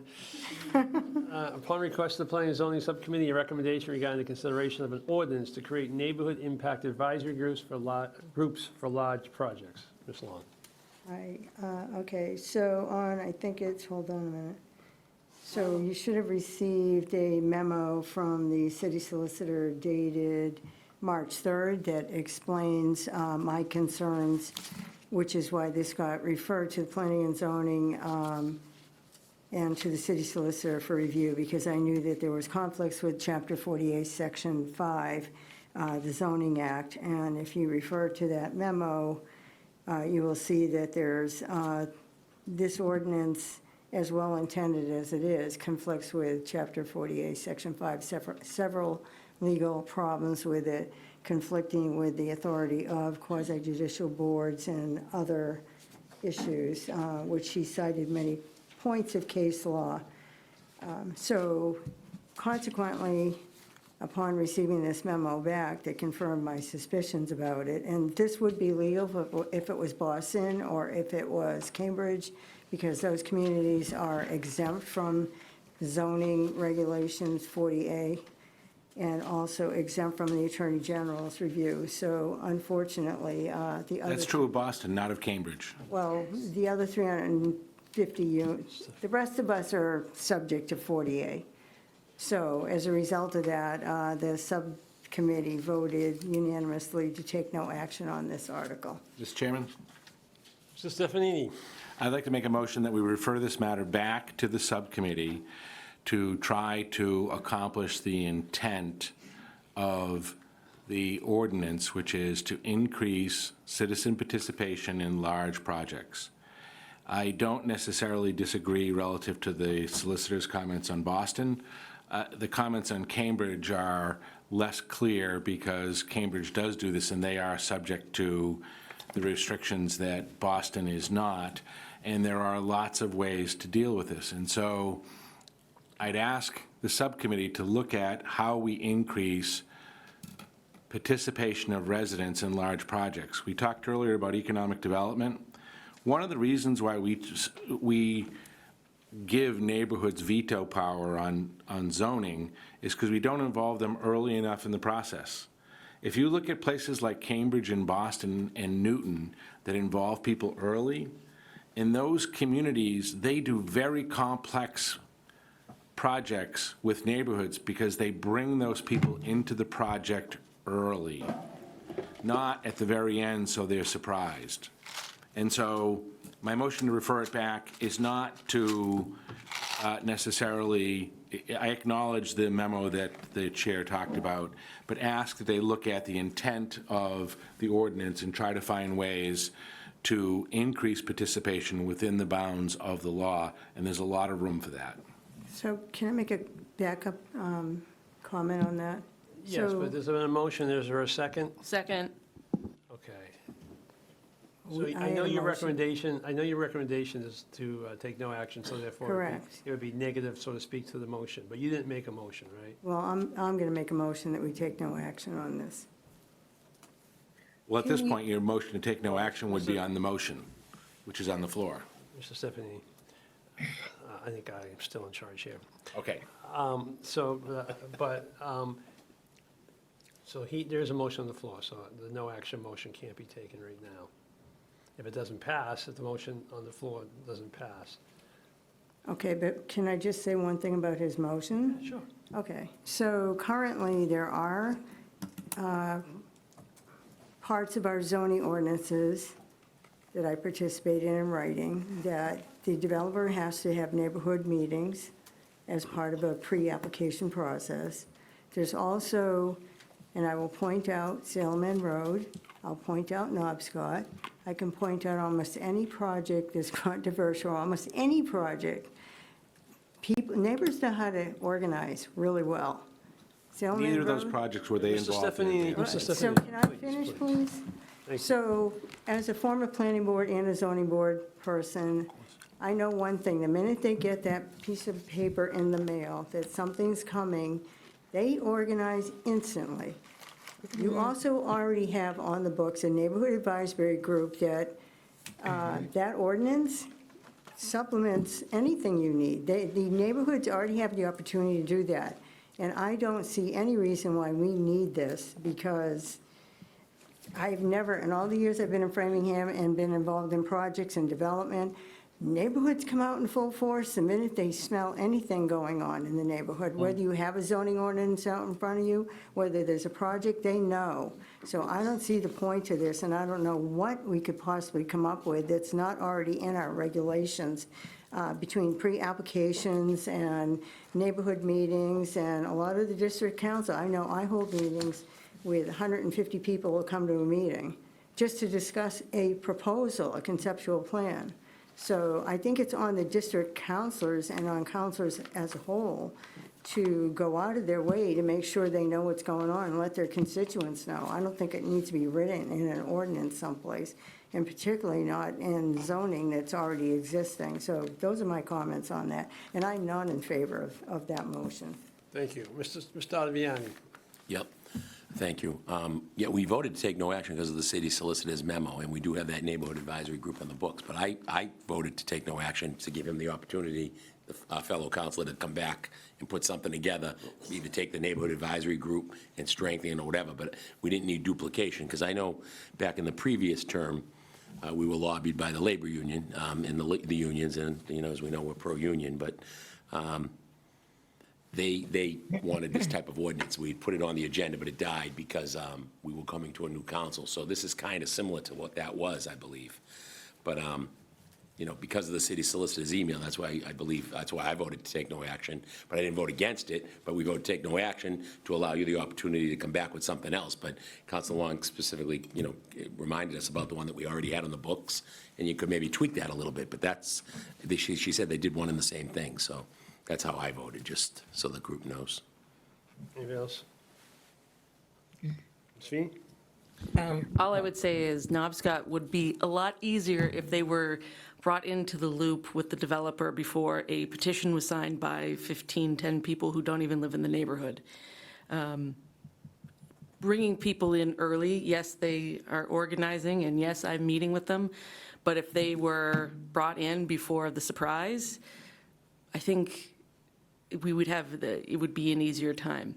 And I could speak on behalf of the people I meet in Knobscot, and they are very supportive of the intent of this, and I encourage, and I will vote for this, to work and figure out how to make that intent possible.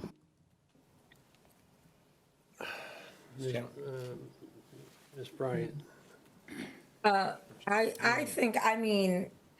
I think that the first step is that I don't want to put on the planning and zoning subcommittee the onus for involving the community yet. I think that we do need to go back and simplify it and then bring it to, and then vote on a possible a way to not really a way to. She says that Christine said that there we have it all already in our ordinances and everything, but there for these large projects that will impact heavily and then in our districts and neighborhoods, yes, we want to make sure that they are allowed impactful input and awareness, which it not just like being told yes and really not, but things are there's got to be a better a more specific procedure to ensure as a guardrail that they really can. But by the same token, I would say too, all districts with a lot of apartments, you're not going to get as much notice and input, as Council Long was describing, as soon as they get the little slip, that, they organize. Yes, in your district, they do. It is predominantly homeowners. And, there's certain different economic factors in play also.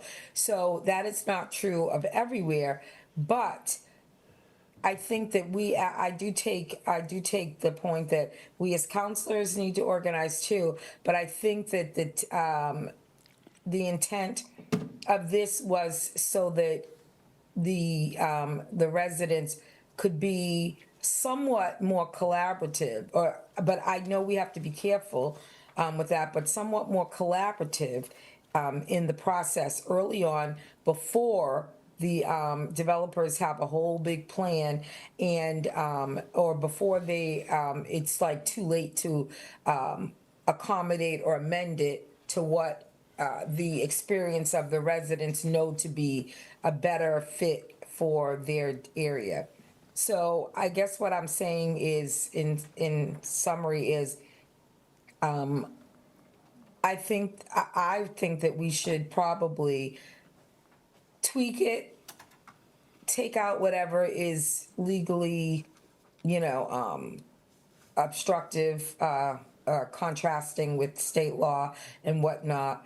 But I do think there's a simpler way we can ensure and check with what we have on the books now to make the dream a reality so that they can have input. Though I will say District 8, I don't know of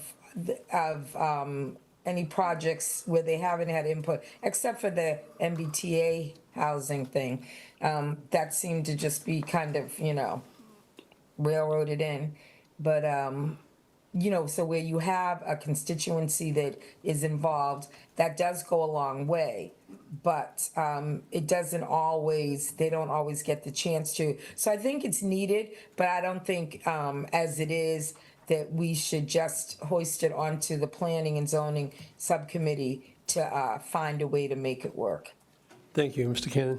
Thank you, Mr. Chairman. Just briefly, I think Councilor Bryant had a number of good points there, and I agree with Councilor Long. And I also agree with some of the other comments about the intent. Obviously, everyone wants to be in the loop on whatever is going on in their community sooner. It's not always a large project. There was something about a utility project on Central Street that attracted a ton of people. To most of the community, that's not a big deal, but if that's your neighborhood, that's a really important thing to be in the loop about. So rather than send this to the subcommittee and have them figure out how to reinvent the wheel here, it's probably time, perhaps, for the sponsor to withdraw the motion, maybe collaborate with the administration a little bit, and brainstorm with the citizen participation officer, the public information officer, all the moving parts, because we have ways, and every project's going to be different. What we do with public works is really effective for some things. What we do in zoning changes is another, but it's probably worthwhile to have a different discussion. I wish I had the confidence in a government-type program that some do, because it never works as well as we. And I've come up with an idea that I'm really married to, but it's never executed as well as we, it never delivers, it never yields the results that we hope it will. So rather than have something that becomes yet another meeting that someone has to pay attention to on top of ZBA, planning board, various boards, councils, committees, and commissions, depending on the type of project, on top of whatever, as Councilor Long alluded to, whatever the neighborhood is going to do, because any government program, when it's your neighborhood, you're not going to trust it anyway. This is what they want us to do. This is the government, and I say that as an elected official in this government. I think that that tension and that distrust is healthy. So obviously the intent, I think there's great consensus there. How do we involve people more effectively earlier? But I don't think action on this item makes sense at this particular time for the reasons I've stated. Thank you, Mr. Chairman. Okay. Mr. Stephanie. Yes, I just wanted to close off. I think there's a philosophical difference here. I don't think this has to do with the solicitor's memo, which is thin on whether this can or cannot be done in Framingham as it is in Cambridge. I think the issue here is a philosophical difference as to whether or not on significant projects we should involve people in advance and whether there should be some formal process to that. And I get that. Part of the reason why I wanted to push to refer this back is so we could get a vote on the intent. If you believe that we should have more input into the process, refer it back to committee, and I'll work with the committee, and we'll get something done. If you don't believe that we should have more community input earlier, then vote against it. It's that simple. I would offer as a simple case study in Framingham that the MBTA zoning that was done on Waverly Street involved the neighborhood association and the group early on, and the neighborhood tweaked it and was in consensus to increase housing in its neighborhood and to increase density in its neighborhood. Knobscott had no notice, no whatever. There was no advanced discussion. There's nothing in our bylaws that says a large project has to have a pre-community meeting. That is just a falsehood. A lot of communities do this, and part of the reason they do it is to be pro-development. Because the reality is, once a neighborhood starts organizing in opposition to something, it's hard to get them to do much of anything. Knobscott today, all you hear from folks there is no zoning changes whatsoever. Good luck making any changes to that zoning. That's not going anywhere. I rest my case. Right, but that's because they had no involvement in the discussion at the beginning of the process. And so the no's become so loud that it becomes virtually impossible to figure out how to get beyond that. This is an attempt to do as a lot of communities do. And I appreciate Mr. Cannon's comments about withdrawing it and working on it, and Ms. Bryant's. But if I'm going to invest time and energy working on that, I'd like to know there's support in the council for the concept. And I think the concept is, that's why I'm suggesting it be referred back to committee. So I think, and I'll take a minute to comment myself, I think referring it back to the committee, though, I'm not sure how that helps, because you're referring to the committee. So I think you've heard some general support for it as across here, and I think it's unfair, frankly, to suggest that if we don't vote to send it back to the committee, we're somehow against public participation. I mean, public participation is one of those things that's always used as a sword, so to speak, and transparency, all those things. And so I don't think that that's the case. But I think if it's your idea and it's your concept and it's your desire, I think it does make sense to withdraw it and come back with a different proposal that might meet the legal issues, the concerns of some, I guess the Planning and Zoning Subcommittee, but also do the things that you wanted to do to encourage participation in a way that makes sense. To me, that makes more sense than taking your idea and sending it back to a subcommittee that you're not even on. Yes. Ron, I have one before you go, Ron. It feels quite warm in here again. Would you be able to contact the? They keep texting them to turn the heat up. This That's is what they're doing. crazy. I mean, You know who's texting them to turn the heat up. If you don't know that by now, you guys haven't Well, I been don't around. know, but I know that with the city council, and this is our room, we need air conditioning. Yeah, well, the guy running the room doesn't think he doesn't answer to you, he answers to them, so that's who he's gonna do it for. Well, thank you. Sorry, Mr. Chair. Time to consolidate. Now, I'd like to see what's going on citywide, not just in my neighborhood. So I would speak to large projects. I think the whole community should have access in some kind of forum. How that's defined, that's your job. But I would like to know, for example, what's going on with Shoppers World. I have some input that I'd like to contribute. So I think it's important to have community involvement on large projects. Thank you. Yeah, that's one of the reasons we. Thank you. So, Mr. Chairman? Yes. I would withdraw my motion. Okay, so for now, the motion, we don't need a motion to take no action. You can work on that, and we can move from here. So thank you, everybody. Thank you very much. See what we can get done. All right, next on the agenda is the next three items on the agenda, referrals to the Finance Subcommittee, I believe all three of them, yes. One about handicap parking violations, fines, one about the 1156 Park and Recreation contract, and one about the energy items was discussed earlier. So unless there's an objection, I will refer all of those to the Finance Subcommittee. Okay, report of the council chair. I don't really have Make anything. a motion to adjourn, Mr. Chair.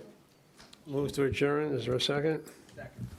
All those in favor? We will start with Mr. Alexander? Yes. Yes. Ms. Malik? No. Mr. Stephanie? Yes. Ms. Bryant? I think she said yes. Okay, myself? Yes. Ms. Lean Bruno? Yes. Ms. Long? Yes. Mr. Ward? No. Ms. Feeney? No. Mr. Cannon? Yes. So I believe Ms. Bryant said yes, so I believe it is 8 to 3. No, I said no. Okay, so it's 7 to 4 in favor of adjourning. We are adjourned.